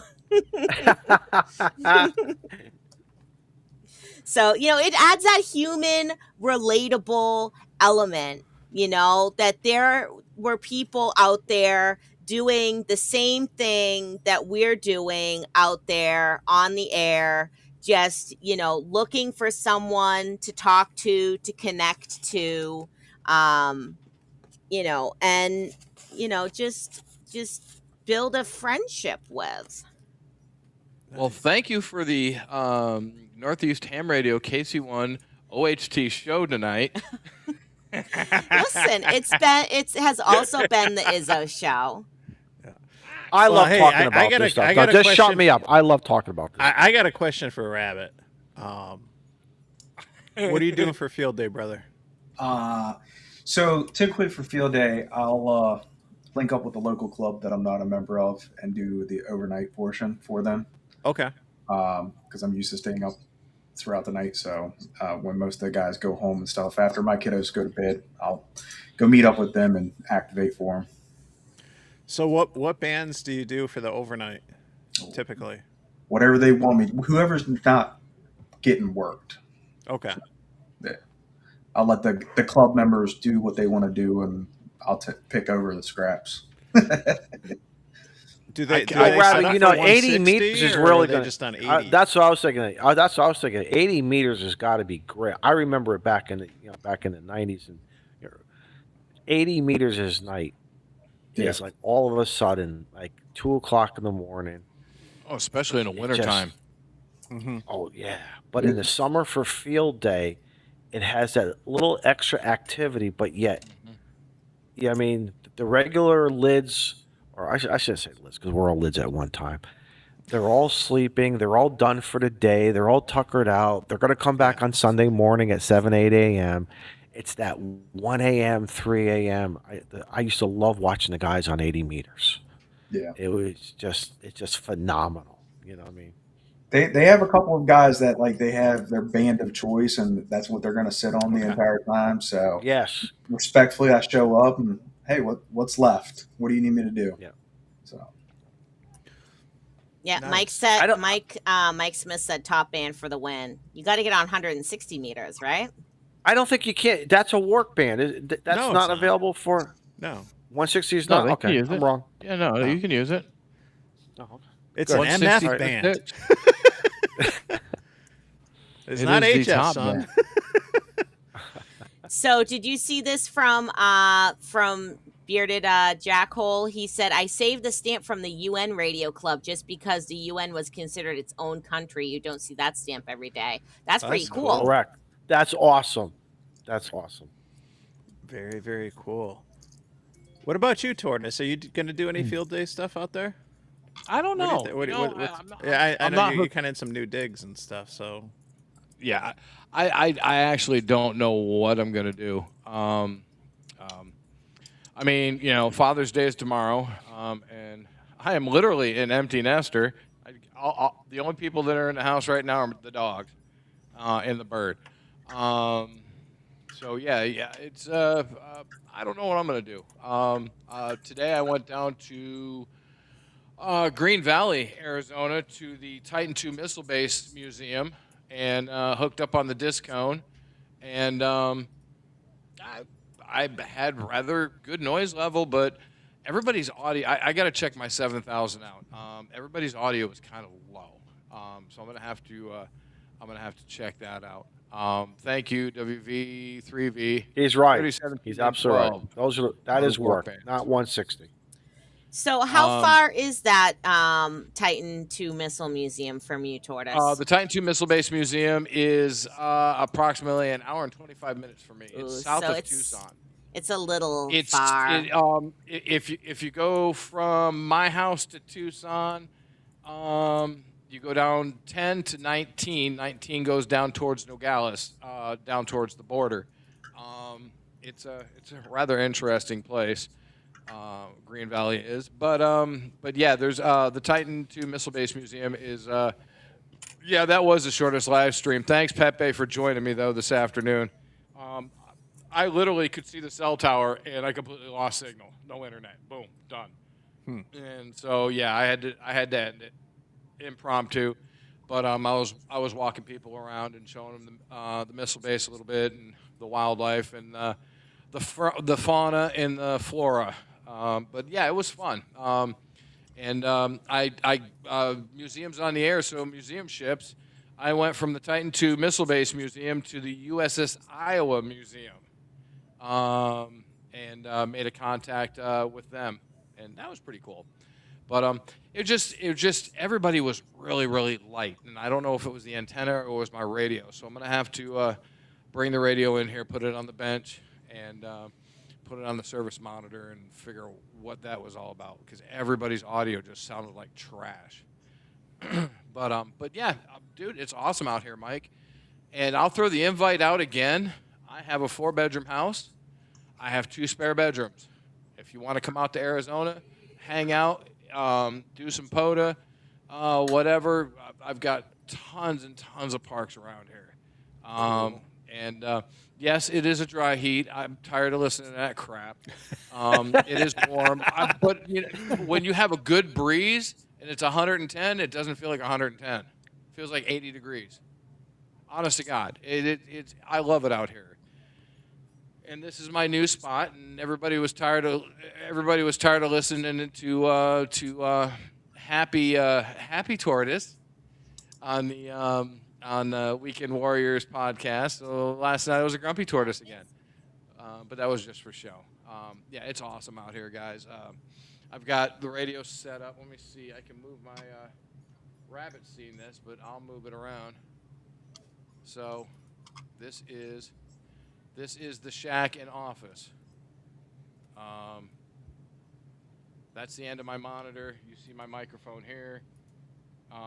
Over here is going to be is where the radios are sitting. We're going to have a giant, cool sitting area. That's the front door. Shannon, there's the military radio for you. That's the Chinesium up there. Chinese backpack radio. Literally military issue, brand new. Still smells like cosmoline. But yeah, we're just setting stuff up. Just setting stuff up. You know, it's a work in progress, trying to make a home out of a place that I've never lived in before, but in a state that I have lived in before. And me, the dog, and cousin Eddie and Clark are coming. Well, are you flying or driving, sir? Are you He's flying driving or the driving, RV. sir? No, the RV. He's going to. Cousin Eddie always brings an RV. I'm gonna bring Miles to dig a moat around your house. Okay. What hour? Wait a minute. Good luck what hour finding are we water. in? Wait, what hour are we in? The fuck you say?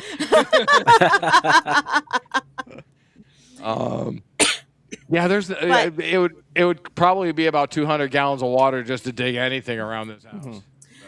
But we had some really good storms. The first 2 days of monsoon season, we had 2 really good storms, and since then it's been dry. Go ahead, Shannon. Oh no, I was gonna say about the museum, you know, as like cool as that disc cone antenna is, I have heard that like it's not the greatest. It's not. Oh yeah. no, it's not. It's not good for the higher bands, like 20 and up, but 40 and down. Yeah, it's a really good antenna. The only problem is you're kicked out of there at 5 o'clock. Oh yeah, because that's when. Well, they I got to close. get with the Green Valley Amateur Radio Club and say, hey, look, what kind of event can we put on, like, to promote your club in the Missile Base Museum, and see if we can get in there at night. That would be pretty freaking awesome. Yeah. Or you know, what about like in winter? It might be better in winter. Well, yeah, I mean, it wasn't that bad today. It really wasn't. It had a nice, good, stiff breeze. 108 degrees, felt like 80. It was nice. It was beautiful. Honestly, that's how I felt when I went to like Wyoming and South Dakota and Montana. Even though it was very unseasonably hot when I went there, it didn't feel that hot because, you know, Right. I know how much you hate this because it's a dry heat. Go warm up your oven and stick your head in I it. knew you were gonna roll your eyes at that. That's exactly why I said it. But it's absolutely beautiful out here. There's so many cool places to go. When Justin came down with me, the end of last month, I took him out to some volcanoes and some really cool places, and he was like, "Dude, this place is amazing. This place is absolutely amazing." And I said, "That's why I want to live here. This is my pit stop, guys. I'm done. I'm not moving anyplace. I'm not going anyplace. Unless Tracy said, hey, I'm tired of Arizona, this is where I'm at, dude." Weist. Anyways, but yeah, this is my final ticket. I'm not going anyplace from here. I love it here. You know, I've got to adjust myself for the time zones because Rabbit and I go on at 4 p.m. on a Wednesday here. And so when I start work, I already told my boss, I said, look, I got a live stream at 4 o'clock. And he looked at me like, what? I said, dude, we promote ham radio and we just have a good time and talk about everything. And he goes, okay. I was like, all right, cool, that'll work. So, and then, you know, I mean, this is after work time for me. It's 4:30 now, but yeah, I'd have to scramble to get to the near stream now. So yeah, it's been fun. It's been a blast, and this is my last stop. I'm not leaving here unless Tracy says, "Hey, I'm tired of Arizona." Then I'll contemplate and consider it. But Gotcha. I'm definitely not moving back to New England. Yeah, it's definitely, you know, if you have never been out west, then I definitely recommend everybody has to take a trip out west at least once to see what it looks like, because it's so strange after living in the Northeast your whole life, where there's hills and there's trees and there's just town after town after town after town, and then you go out west where it's like very flat, no trees unless you're in like a river valley, and it's like If here's a you're north of town. Phoenix, going towards Flagstaff, and going up to the Aspen, or not the Aspen, yeah, the Aspen forest and stuff up there. There's no trees down here. The closest thing you got is a creosote tree. I Yeah, have one in the it's like backyard. it's so strange and foreign to what we're used to, and there's like space in between towns. It's crazy, but it's beautiful, and I will say, like, when I didn't want to come home, I was like, I want to live in Wyoming. I could totally live out there for sure. Just to not have so many people and so much traffic around that you just feel like you're being squeezed all the time. Well, traffic here sucks, just Yeah? like any place else. Except Phoenix isn't bad. Phoenix has a bunch of loops that go around it. So, I mean, if you miss your exit, you could just go back around Phoenix and come back out the other side again. No, we don't have any Joshua trees here, brother. That's California. But yeah, we do. Depending on the elevation and the temperature, we have saguaro cactuses, cholla cactuses. We have the little barrel cactuses. We have scrub brush and all sorts of weird freaking things. At night, I can take you to a spot. We can take a black light and look at thousands of scorpions just walking around. You don't even see them, except at night. Wow. And wolf spiders, if you take a regular flashlight out in the desert and you shine it across the sand, you'll see little twinkles like diamonds. Those are the eyes of the spiders. It's really cool. Wolf spiders. Dude, the desert's amazing. The life out here is amazing. Everything out here is amazing, and I just can't stop talking about it. I mean, Now, what's interesting, and I'll get nerdy for a second, is coming off the heels of the VHF contest this past weekend, where I was struggling on 1.2 gigahertz, and a lot of it had to do with the location and the green that's out, because there's two things. You get into UHF and higher, and two of the things that attenuate signals are moisture in the air and then foliage. I always struggled. I cannot say the damn word. Is foliage. Yes, there it is. Foliage. All right. So the leaves and the humidity work against us, and that's a problem in the Northeast, because we got green and we got humidity.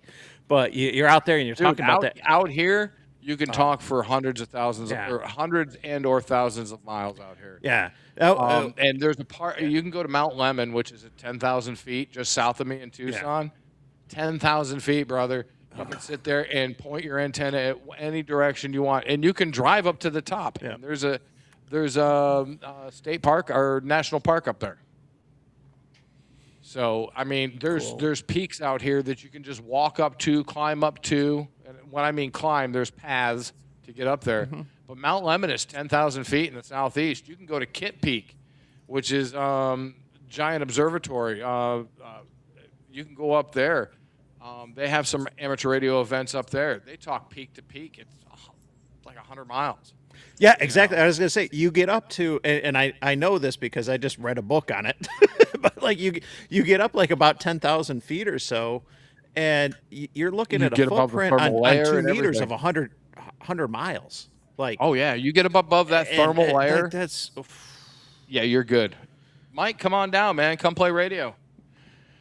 Just put all your shit on a pallet, strap it down.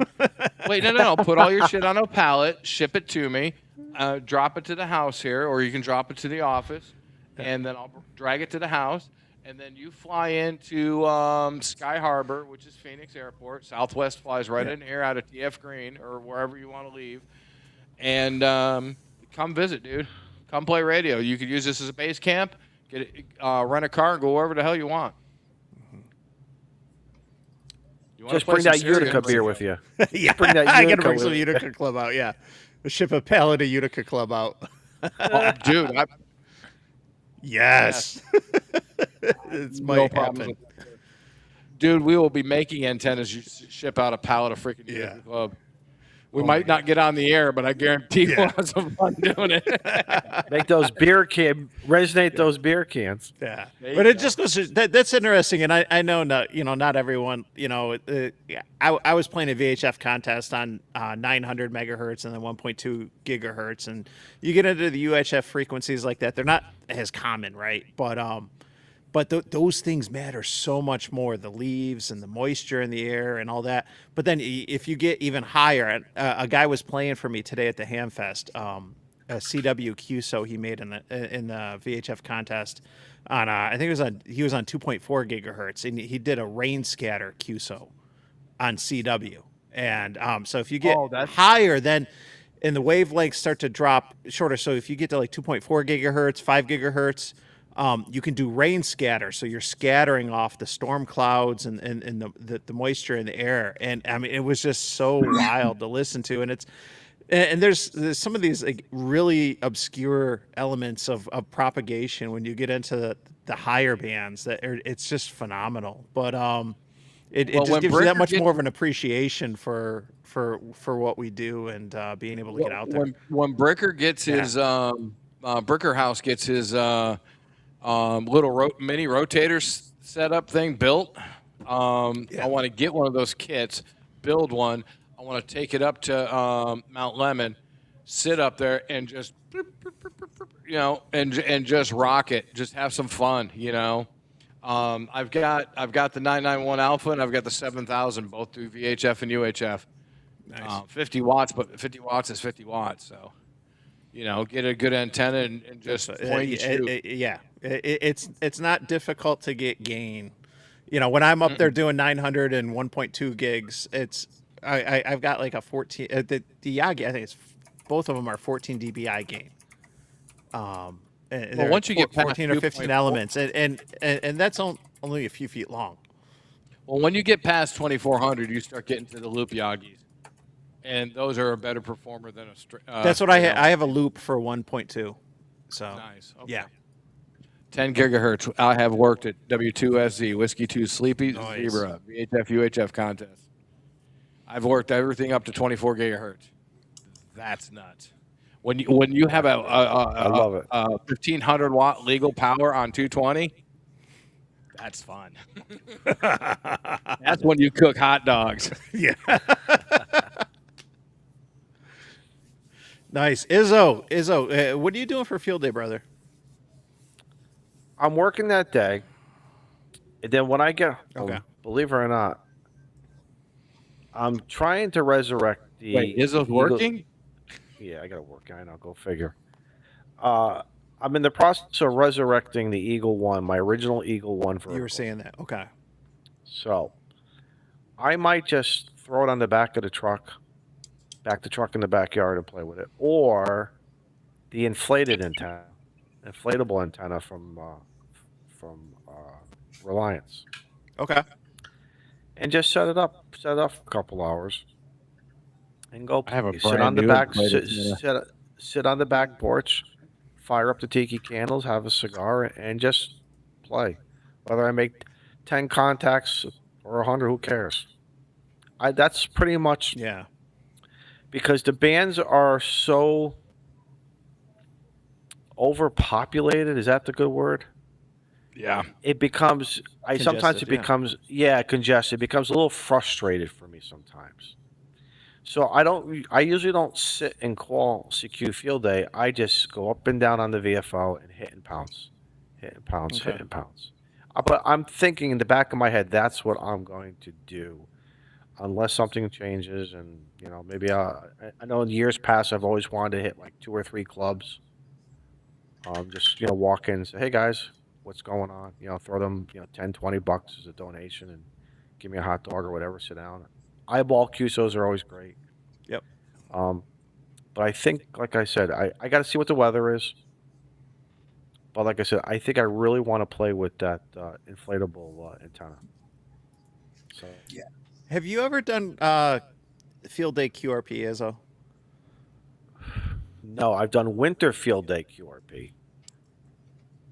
I did that Okay. with the 705, and I was nervous.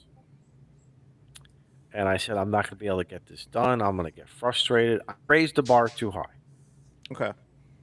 And then once I made my first contact, I didn't care. I think I did about 40, maybe 50 contacts. But it was fun. It was just, maybe that's why I'm more of a winter field day guy. There's less congestion. Okay. There's a little bit of, I know some people like to incorporate a POTA and their field day site all in one. To me, I like to kind of keep it separated. But the 705. What antenna did I use? I think I used a Reliance antenna for that too. Nice. As a sloper in the backyard. Just had fun. Sat outside inside the tent. Yeah. Kept me nice and warm. Yeah, I'm debating on what to do because right now the weekend looks pretty clear. Right.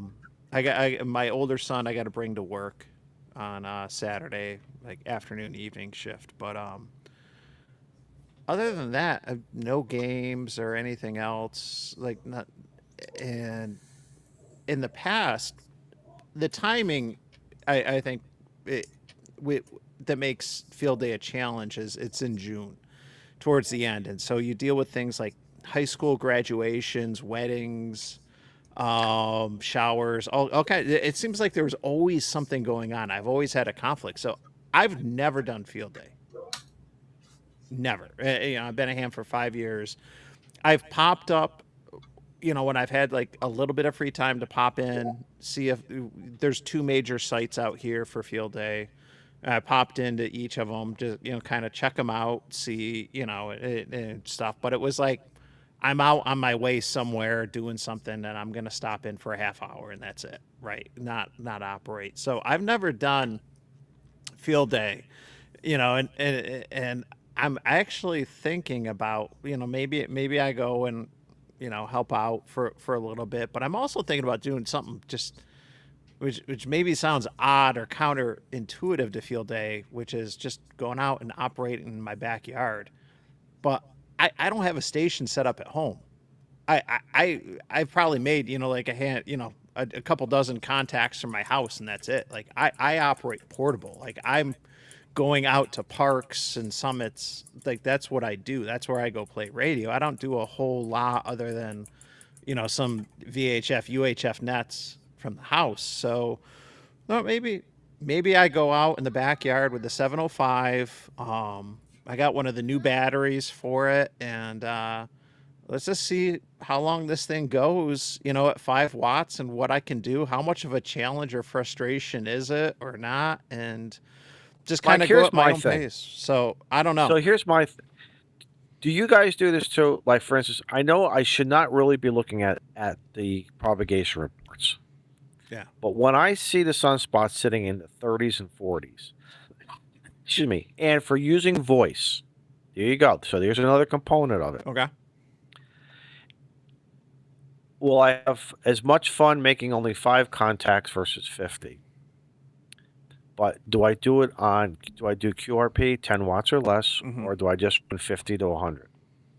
Yeah, I mean, because you got 2 radios. Actually, 1 radio I could just turn it down anyway. But the thrill to me would be to run it as QRP. But I think the CW guys are the cat's meow to run QRP, whether field day, whether it's a POTA, whether it's I don't care what, or just you're sitting home just having fun, period. I think those guys are, I envy that, but because I just can't get it down yet. I'm not making excuses, but I just know for me psychologically, I always, like every day, about 2 to 3 times a day, I look at that propagation report. And I've gotten better to understanding it and learning it. So I don't know. Are we overthinking it? Just go and just play. You know what I mean? Just go out and play. Who cares? You know, Go and 'cause play. like I said, because like I said, on field day, and I've done this before. I've been here in the garage and I've played field day at night. I've been on my back deck, get a couple lobster rolls, and usually, believe it or not, a cream ale.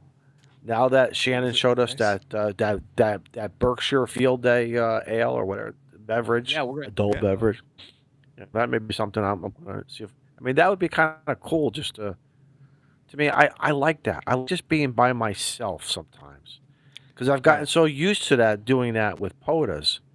I like that. Yeah, the reason I'm thinking, and like I know, like there's some people who get upset, like, oh, you're operating from your house or this or that, but it's like, listen, like this past weekend, and you'll see the video when it drops on Tuesday. I hugged a ton of gear for 6 bands up a summit for the VHF contest. I was on the air for 2.5 hours. I had an hour commute to get down there, an hour commute to get back.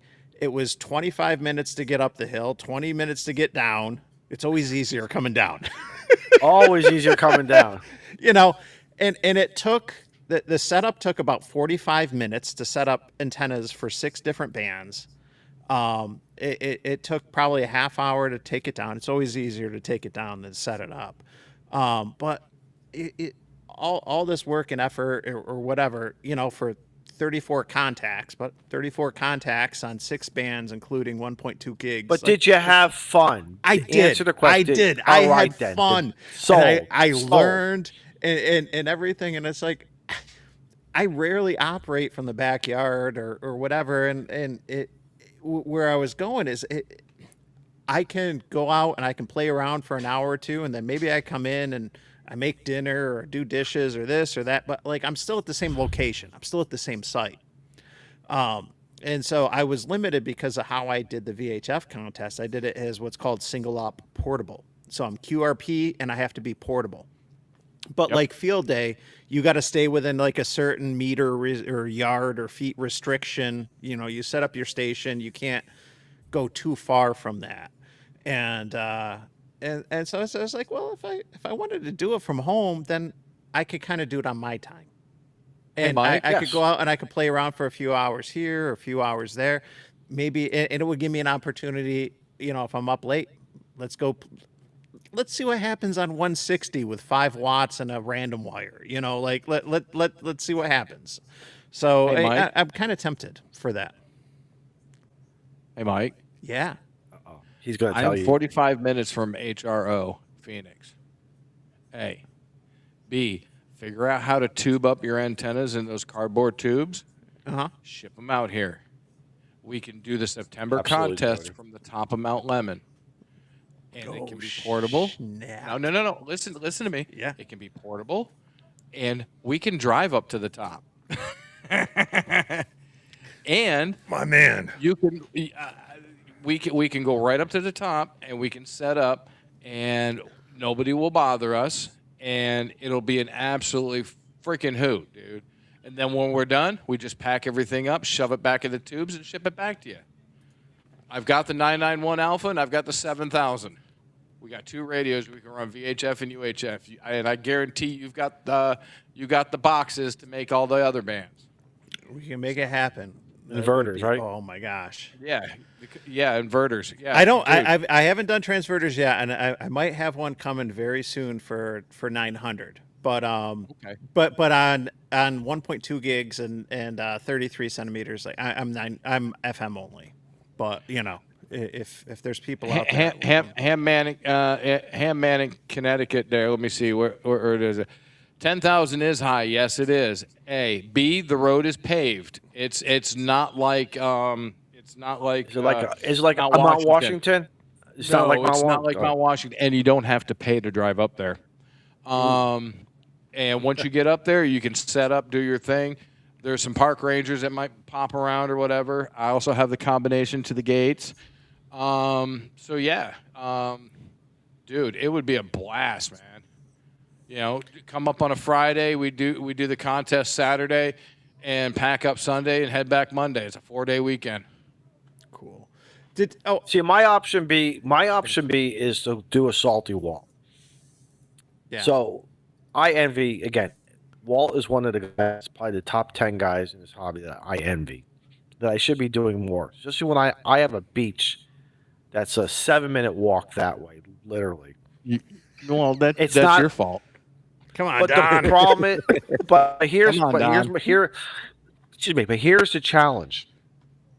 There is a seawall that runs about 20 to 30 feet higher than the beach, so my signal gets blocked.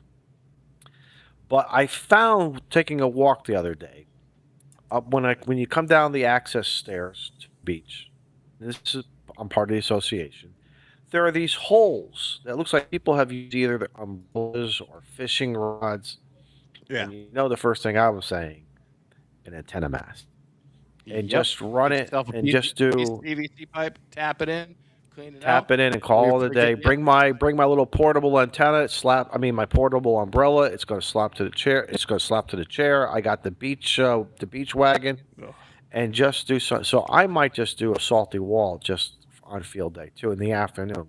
Get home by 5. It's not dark until 9 o'clock. So what? Just go play for 2 hours maybe, and then come home and operate from home. I don't. I got to look at the rules because I don't want to. I don't want to screw up anything else for logs or just Well, submit. What do you then- call those logs? I know what you're talking about. Listener logs are Yeah, you don't operate as a field day station. If you're going to the beach, I don't know if it's a POTA park, but just do it as a No. POTA, do it as a tiles on the air, and you talk about that beach wagon, that POTA wagon. This is how I roll. You got to have that wagon, man. Yep. You can take anything you want with you when you have Yeah, a all the wagon. flag.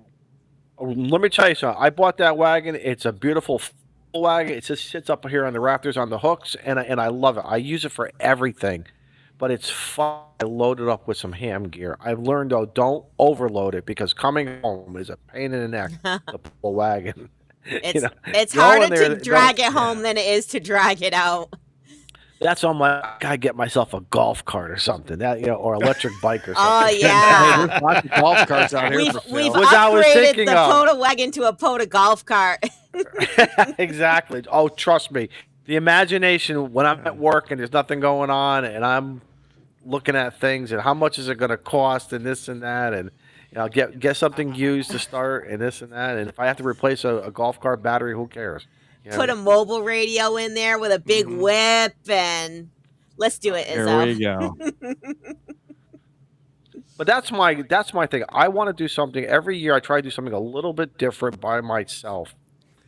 And I mean, at night, I love it here at night because the neighborhood gets nice and quiet. I come out to the garage. I just run a fan to circulate the air. I run some red lights just to kind of keep everything mellow, and that's fun. That to me is like after 9 o'clock. Izzo has the red- after- red light district. After midnight, Izzo's in the red light district. I'm in the red light district. Oh, it's funny. I'm sorry. He's getting to some of that DXXX. Damn it. Use a DTOS antenna and look. Wait a minute. What's Eric talking about? Subarus. Yeah, we're both double clicking it. Yeah, right. That was the POTA SUV. So who said the POTA SUV earlier? That was like Shannon on the Bruin Activate yesterday or whatever. But I've got the POTA SUV. Are you kidding me? yeah, you do have a great POTA SUV. I'm not gonna lie. Yeah, let's just all move out to Arizona with Tortoise, and we're gonna make our little ham conclave.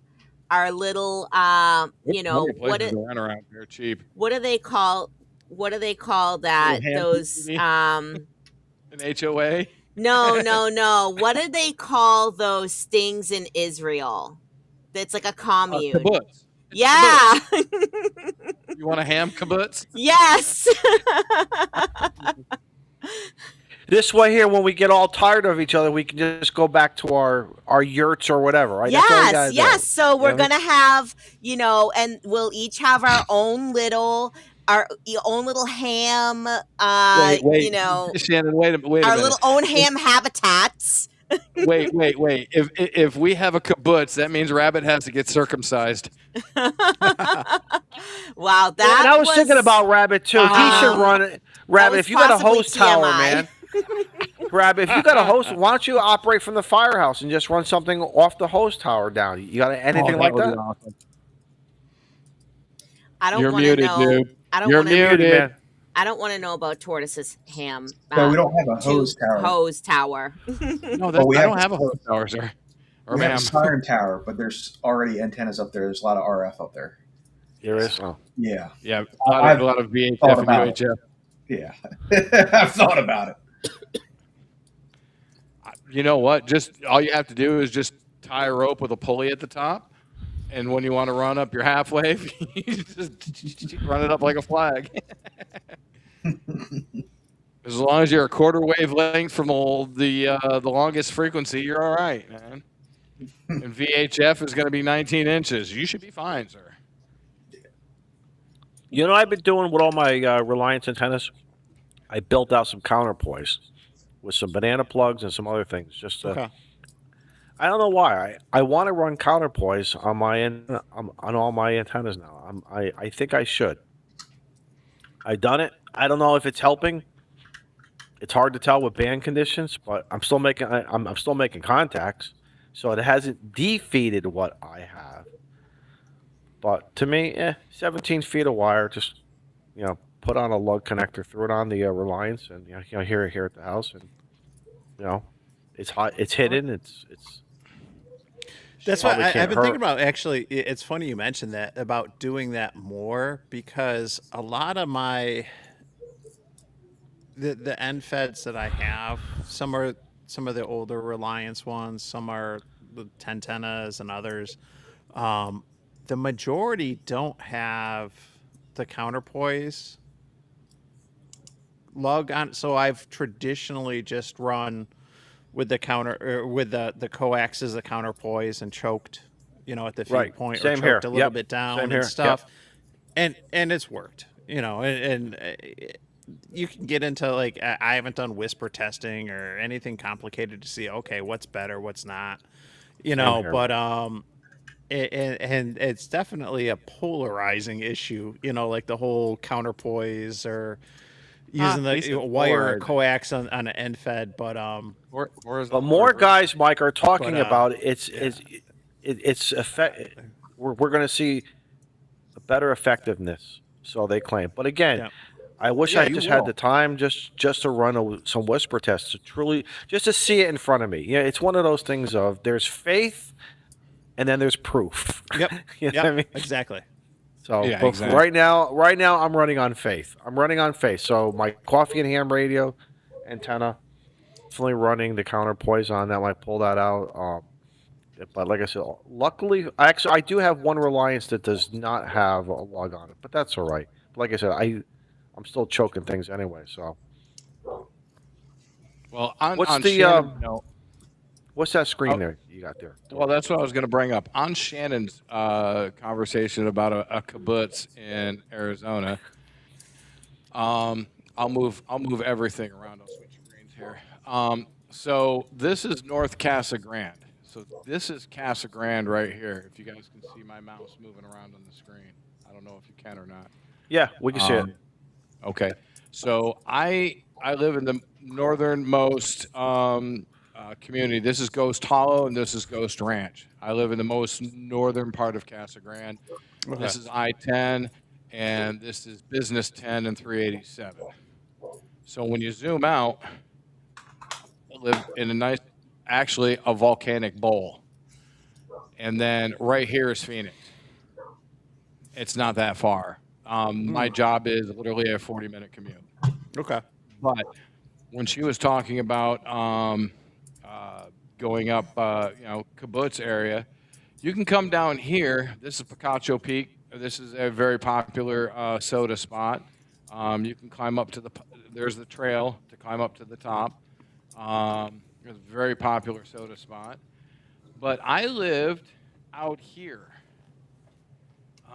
Let me see. There it is. When I lived here years ago, I lived right here in this spot here. But what was nice about this spot is all of this area back here, because of the 2008 housing crash, these are all open lots, all back here, all over here. There's How so much money do we? How much money do we have in the account right now? Or do I need to ask Beer Snack for some clubhouse funds? Beer Snack might be able to kick some in. They sold this house for 386, and this was with 5 acres. Oh snap! Yeah. This is Owlhead Buttes, which is another popular place to come hang out. There's actually a bird ranch here. But look at how open this is. Where's the nearest Walmart? Hour Hour my away? house? From Yeah, my well, or house? whatever. Well, just in So general area. This is my house, and Walmart's over here someplace. Cool. Okay. Not very far. It's about 10-minute, 15-minute drive. But this whole area, all the way down 10, is becoming developed. The only area they haven't touched right now is everything out here. Now, Mike, are And those protected lands? Is there any type of like, is Bureau it of Land Indian? No, it's all BLM land. All this area here is BLM land until you get up into this area here, which is Gila River Indians here. But all this land. Now, what down is here, Now, what does that mean? What does that Bureau of acronym Land mean? Management. The government owns it. Nobody can touch it. It's protected, but you can live out here 14 days at a time. You can take a camper, park, stay 14 days, and then move 5 miles, and then stay another 14 days. But what I was talking about with Mike is Mount Lemon. And these are all the trails, and you can drive up here. And this is 10,000 feet. This whole area here. Now, this community, there was a fire here about 15 years ago that burnt a lot of houses. You can see how dark the forest is here. But there's everything from black bear to mountain lions up here all year round. But there's plenty of places to park, set up, and work radio up here. And that's just north of Tucson. There's Tucson right here. And if you're interested in mines, copper and silver and gold, there's some nice mines down here. And then the Missile Base Museum. Oh, where's the Missile Base Museum? This is Green Valley here. Where's the Missile Base Museum? Hold on a second. Let me type that in. Mike, while you're doing that, are these full-time residents versus those who come in as the winter birds? The snowbirds in their RV pad. Snowbirds go out towards Quartzsite. So here's the Missile Base Museum. And this is right next to one of the mines here. But this is the Missile Base Museum. And this is the discount antenna right here. And I was parked right here this morning. Or this afternoon for the rest of y'all. Cool. Look at that. Nice. But that's the discount antenna. And this is the actual missile base right here. And this is the, this slides back and the missile's underneath there. But there's a bunch of other missile bases all around the area down here that if you know somebody who knows where they're at, that would be me. I can take you out there and you can check stuff out. But Arizona is very, very, what's the word I'm looking for? Volcanic. I took, where is it?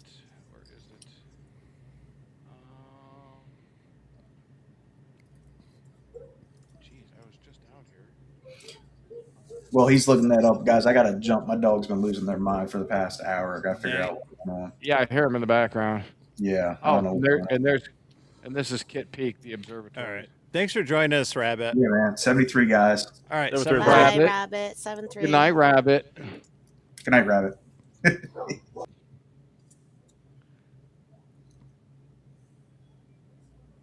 Where'd he go? Okay, you got him. Okay, but yeah, that's Kit Peak. We can go up to Kit Peak, Mike. That's Kit Peak Observatory. Oh, cool. And it's you have to get permission to drive up there at night because obviously light pollution. But yeah, Kit Peak Observatory is a really cool place to hang out during the day. They always have stuff going on. Oh, wait a minute. Is this it? Yep, there it is. This is all part of a volcano chain, and this is all volcanic rock right here. Let me open this up. This is a volcano. This is the direction it blew out in. Is it dormant now? You can. Oh yeah, very dormant. You can drive right into it, right here, up through the roads, and there's a radio tower up here. But yeah, there's all sorts of volcanoes. Arizona was a very volcanic area. Then you have I didn't Pinal know Air that. Park. Yeah, very volcanic area. So if you look at all the airplanes, this is a scrapyard for commercial aircraft. Okay. This is all Oh, the commercial boneyard. Boneyard. Yeah. So that's the No, boneyard. this is not the boneyard. No. This is not Davis Monthan. This is Pinal Air Park. This is for commercial. So, okay. And I'm going to show you something really cool, Izzo. Do you see this building? Yeah. You're old enough to remember Air America, right? No, I don't. That doesn't ring a bell. You ever see the movie Air America? That sounds familiar. Okay, just think No. about the CIA. Okay. This is where Air America started. Right here. Yes. Oh, wow. This is where Air America started, in this little building right here. This is all barbed wire fence. This is all owned by the CIA. Okay. So the planes that we see on the ground there, they're Yeah. used. Are they taken out of service, or they're just staging them? Yep, they're fully taken. Like, this is a 747 that's been stripped down. The engines are removed.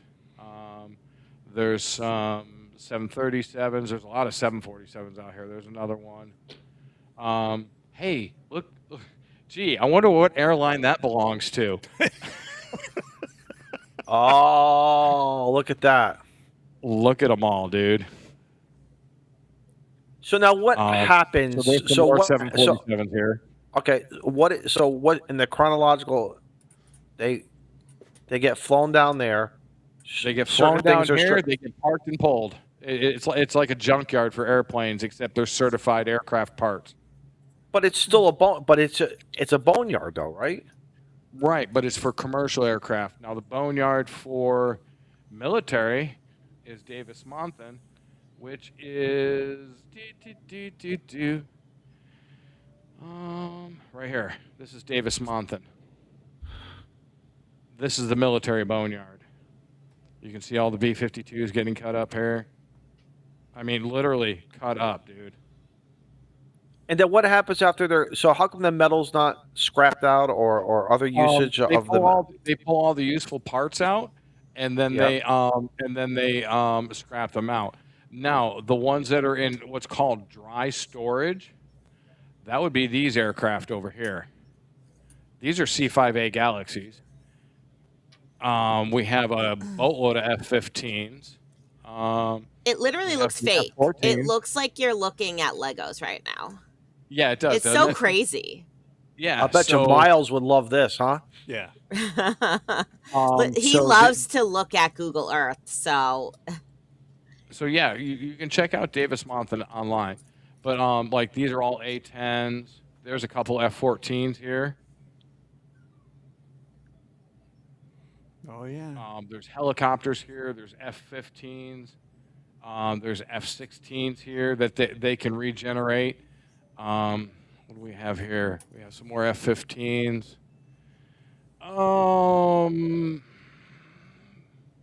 Somebody in the chat throw what that is. It looks familiar, and I can't. God, they look like old thuds. But yeah, there's extra parts for extra planes over here. These are F-15 cockpits and frames. And planes broke down. I mean, this is a C-5A Galaxy. If you zoom in really close, I That's as bet far- you'll. I bet you'll see some Motorola radios. But yeah, this is the infamous boneyard Yeah. in Tucson. I mean, there's KC-135s. There's some radar planes. Yep. That's I cool. mean, yeah, this place That is is so cool. And then they have other stuff, because it's dry storage. I mean, look at all the C-130s. I mean, just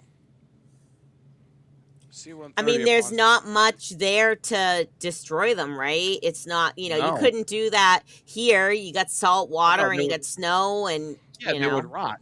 They would literally rot and deteriorate.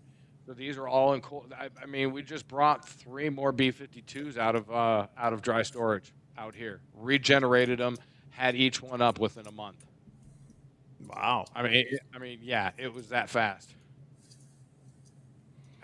There was a bunch of other planes that they regenerated out of here too.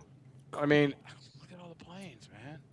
Yeah. Look, there's bones, B-1s, B-1 bombers that they're pulling parts from to maintain the other B-1 bombers. I mean, look at them all. Oh wow, look at that. There's some Blue Angels, F-18s. Mike Smith said F5. I'm not sure Yeah. if that was the other. I think that was aircraft the other or- plane that he was Okay. asking what it was Yeah. was the F5.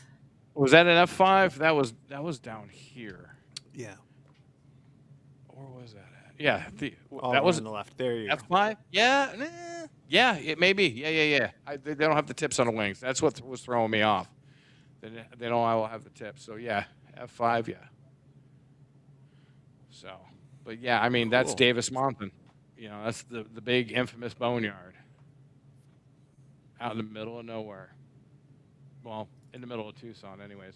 Oh, by the way, Davis Mountain also, all these revetments, those all have A-10s in them. This is the A-10 training base. So A-10s fly in and out of here every day. And they also have some drone runways and some other parking revetments over here. But yeah, that's Tucson in a nutshell. Davis Mountain Air Force Base. Hamnetics asks where are the saucers? The Hoosers? 51. Jody wants to know where Oh, the Area saucers are. Oh, Area 51. You guys want to see? Really? Hold on. Well, the last time I looked, Google Earth is blocked. Obviously, that area is blocked out. No, it's not. It's right I there. thought it was. So this is the dry lake bed. This is the really long runway, and that's as close as you're going to get.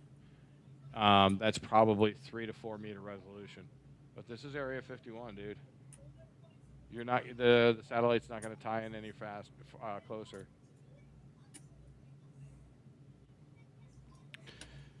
But that's Groom Lake, and then you go like this, and you zoom out.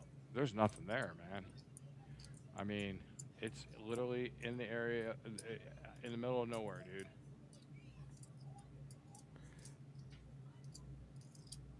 So speaking of Jody, I got to show this real quick. I gotta. Security's going to be knocking on towards. So Jody dropped this into Discord.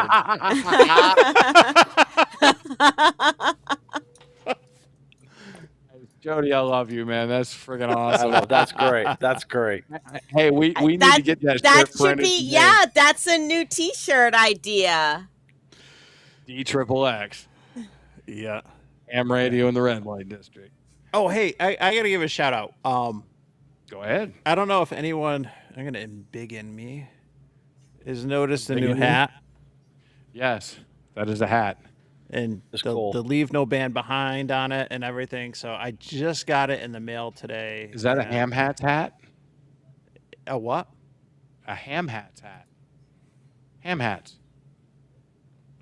Ham hats guy. The guy, the ham that does the ham hats. So it's from Pat, who does on Etsy Gear Forever Designs. Oh, okay. Let me let's see here. I can probably share. Let's see here. Stop that. And let's see, how do I share a page? Boom. There's that. Is it sharing now? Or I gotta add it to it. Add. Do you guys see it or not? There you go. There it is. Oh, Yeah, way to you go. got it. What are you doing? I'm not touching it. My hand's right here. Who's I brand don't know, new here? Something weird is going on. Yeah, it's acting All right, stupid. there it is. Oh, there we go. Gear Forever Designs. Yeah, it's doing something weird on my end. It's up. Leave your fingers off. It's good. Look at the tank. I like the tank now. Yeah, I do. Oh, that is cool. I didn't see that. I'd like to get the tank with my call sign. Then I could be Tank Radio. Tank.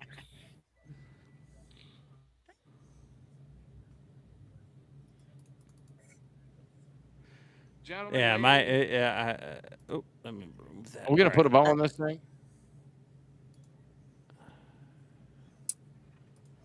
Yeah, we got to start doing that. So I want to get that. I'll drop a link in the chat. I don't have any codes, not affiliate. I paid for it, and my other hat's from Pat. But yeah, I wanted to get something with the leave no band behind on there, and rep my mantra. So how many people have looked at your hat and went, the hell does that mean? I this is the first time I've worn it is on the stream. Oh, nice. So, Okay. Yep. Well, it's a beautiful hat, sir. It Thank fits you, your head, thank you. sir. Thank you, Steve.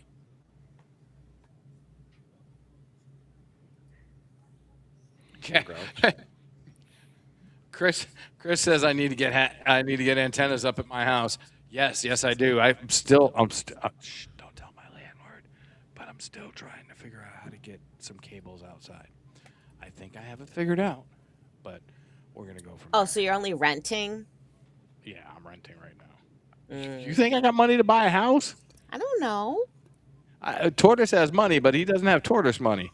I mean, that's all I'm what kind of windows do you have? Do you have like regular? Big horizontal slide windows.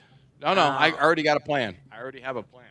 So in one of the back bedrooms, they have one of those cable TV pass-throughs through the wall. I'm gonna put 2 of them right here. There you go. Repurpose it. No, I'm not gonna repurpose it. I'm gonna put 2 brand new ones in. New drill. Exactly. There you go. But I'm in an HOA, and I didn't see any antenna restrictions on the HOA. And I asked my landlord, I said, who pays the HOA stuff? He goes, I do. I said, cool. But so just tell him it's for your SDR receiver. That's all you get. Because technically I got a a tree in the radio is backyard. receiving. Okay. I got a tree in the backyard, and I'm going to go from this corner of the house over here, right over the top of the house, with my end-fed half wave. And then Color in the black back, wire, and they're not going to see it. Yep, and in the back, I'm going to put. I've got my tram dual band VHF UHF, and that's all I need to get on the road on the air. And I've got all the coax I need, so we should be good to go. I just got to put the holes in the wall. Shh, don't tell anybody. So Izzy, what do you got planned? What do you got planned for this week? What days am I off? I'm off Wednesday, Thursday, I think. Gonna see what happens. We got a big migration going on here with P25 radios. All came in. So that sounds like fun. I got stuff. I got tables, staging, bank Dude, chargers, I am so charging. So sorry, Riz. Dude, it can be a nightmare sometimes. Though I know what you're going through, brother. Believe me. It's all segregated. It's all everything is all separated out. And I'm just doing some training syllabuses with it right now. I'm keeping the PowerPoints to real simple, and it's going to be more hands-on, but I still got to do the PowerPoint of it. And I want to play some radio. Yes, and then, like I said, on Saturday night. So there you go. We'll see what happens. Shannon, what are you doing this week? Leaving. Like I have leaving yeah on a jet plane. I have literally I now literally. have like a day and a half, 2 days to pack up myself and Miles and radios and Miles clothing. doesn't. Miles And doesn't take much. He just gets some Pop Tarts and water. He's fine. And a backpack, exactly. you know, Exactly. and Couple pack pairs of everything underwear. up into some suitcases and get to the airport and head to England. I mean, I like think about it and I probably overthink about it and I'm going to stress about it, but really it's like England is, it's not the moon, right? They have shops there. They have Yeah, exactly. You Amazon can buy there. what you Worst want. case scenario, if I forget something, then I can always just buy it there. Exactly. I mean, that's how my dad used to travel. He would go with anything. He'd go to Walmart or Kmart or Montgomery Ward's. Yes, I said Montgomery Ward's, and he would just buy what he needs and then throw it out and continue on. I was like, why do you do that? It never made sense to me. But he never had a bag packed with anything other than his shaving stuff and toiletry items. That was it. And some shirts and pants and socks, and that was it. Anything else?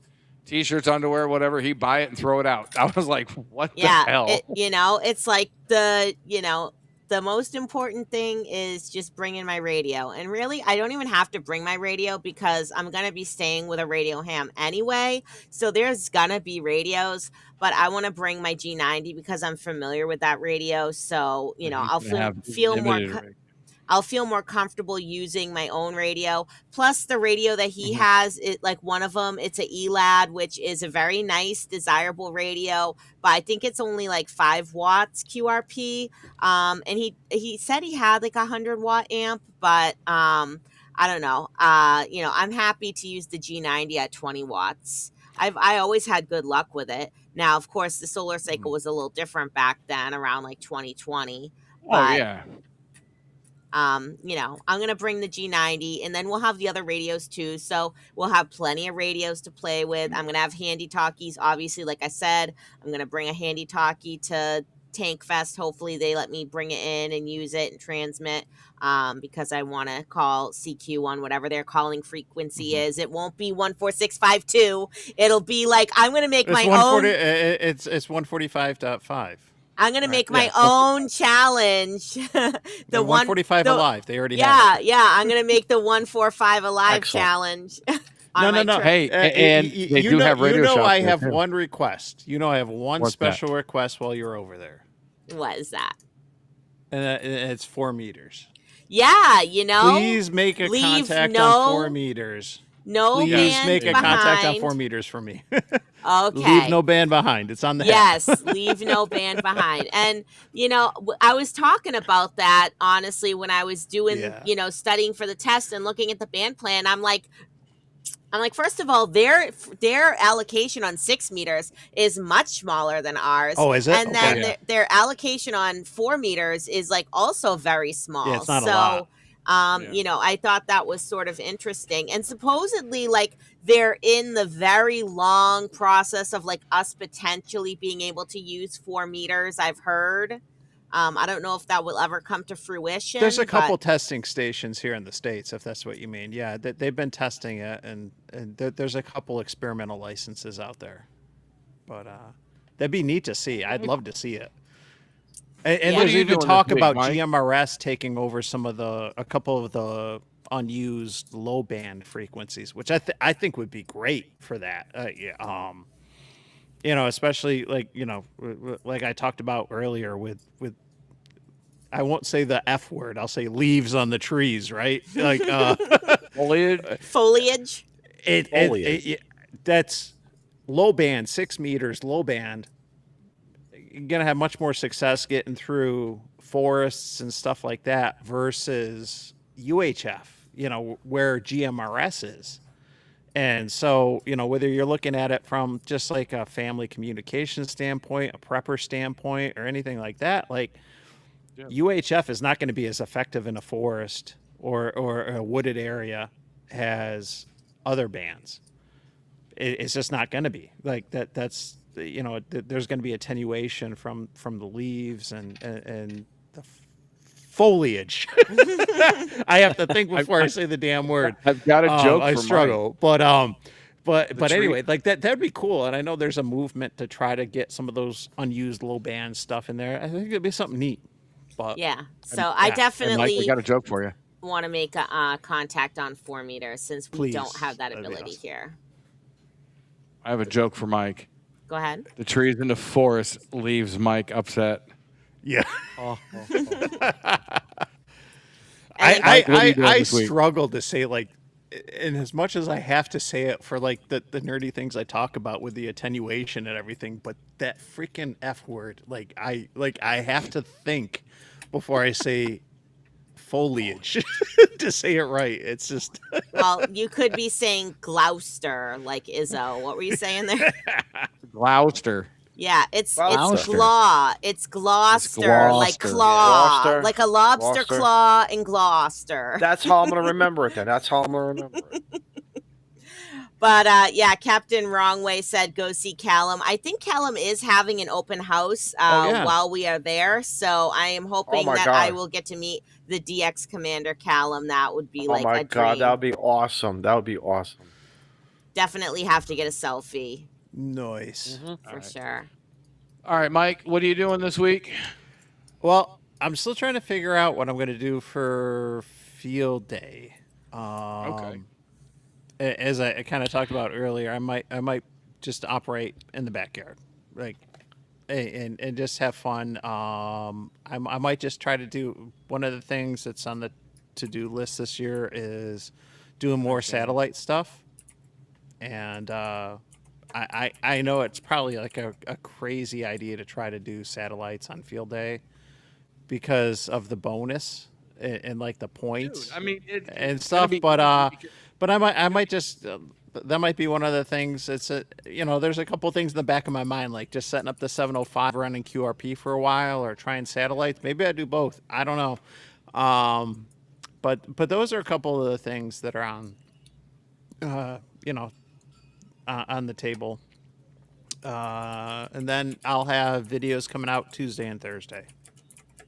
So I'm going to try to do some lives this week from work on the way back, whatever. And I'm definitely going to hit a couple of the parks this week. I'm just going to keep my radio and stuff in the truck. So it's already in there. Ladies and gentlemen, or lady and gentlemen, yeah, thanks. This has been fun. Even Absolutely though most fun. of the show has been the KC1OHT show. It has not. You were giving us a tour of the airplane boneyards. Hey, can you not take some sarcasm? God bless. We're gonna miss you. We're gonna miss you going to England, and we wish you well. And don't come back with any weird things. And have fun out there. Don't come back with any weird things. I don't know what that means, but I don't know, but if I could figure it out, I would tell you. It just popped into my brain. Don't come bring any weird and stuff. they contrary to popular belief, they do have the internet in England, so I am going to attempt to get on. I'm not going to be able to do Brew and Activate next Friday because I'm going to be doing Tank Fest, but hopefully, the Friday after that, I'll be able to. I'm going to say, here's what I want to say to you, Shannon. Please be care of what you say or do on the interwebs there. It is not like here. They are very censored, and they will come knocking on your door if you make a stupid comment. So just beware of what you say in jolly old England. Do I ever make stupid comments? No, but I'm just forewarning you. I will be very careful to not get thrown into the Tower of London. That'd be interesting. But yeah, so what was I going to say? Oh yeah, so I'm going to still try to make some of the live streams, basically, is what I was trying to say. It's going to be like a weird time zone change, right? I'm going to be 5 hours ahead.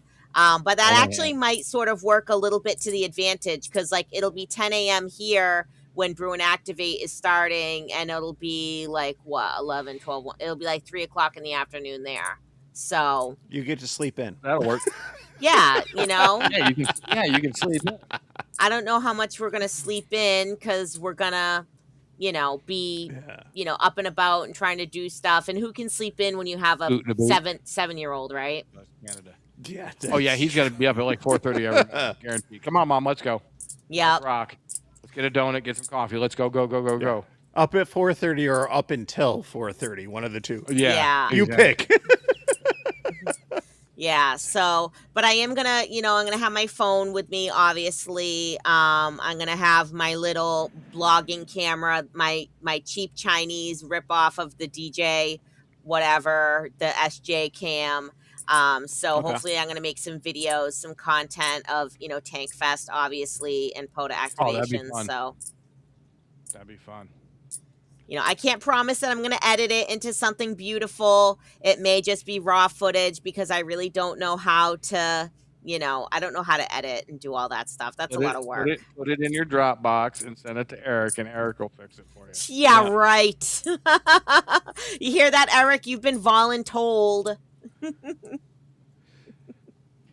He's still been in the chat. He hasn't popped Yeah. on. Must be a hell of a. How Yeah. long Thursday has he dinner been shopping bullshit. for meat? Like Yeah, seriously, exactly. like And what meat is he shopping for? I know. Yeah, for someone who is spending quality time shopping with the wife for Father's Day, he's spending a lot of quality time in chat. Yep. So, yeah. All right, Mike, you want to put a bow on this thing? Yeah, no, that's good. And I don't know. Oh, you know what? Eric did tell me one of the things that he was shopping for.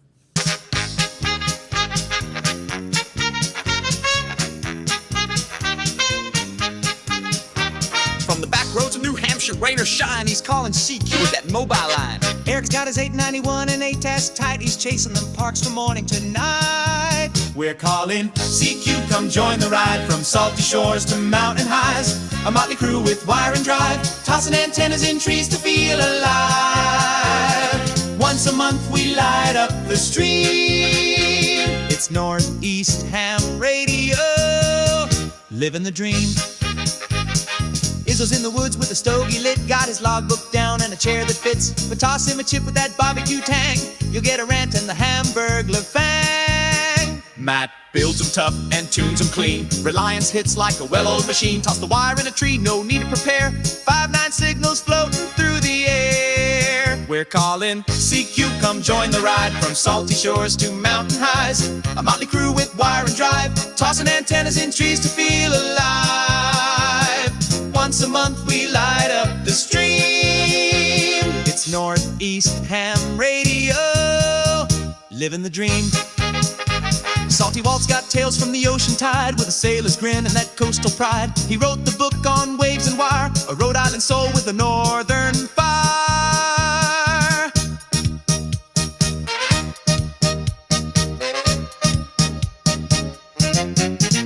If it's broke, Rob's the guy to call. He'll tear it down and rebuild it all. With a scope, a smile, and zero fear, he's the reason half our rigs still cheer.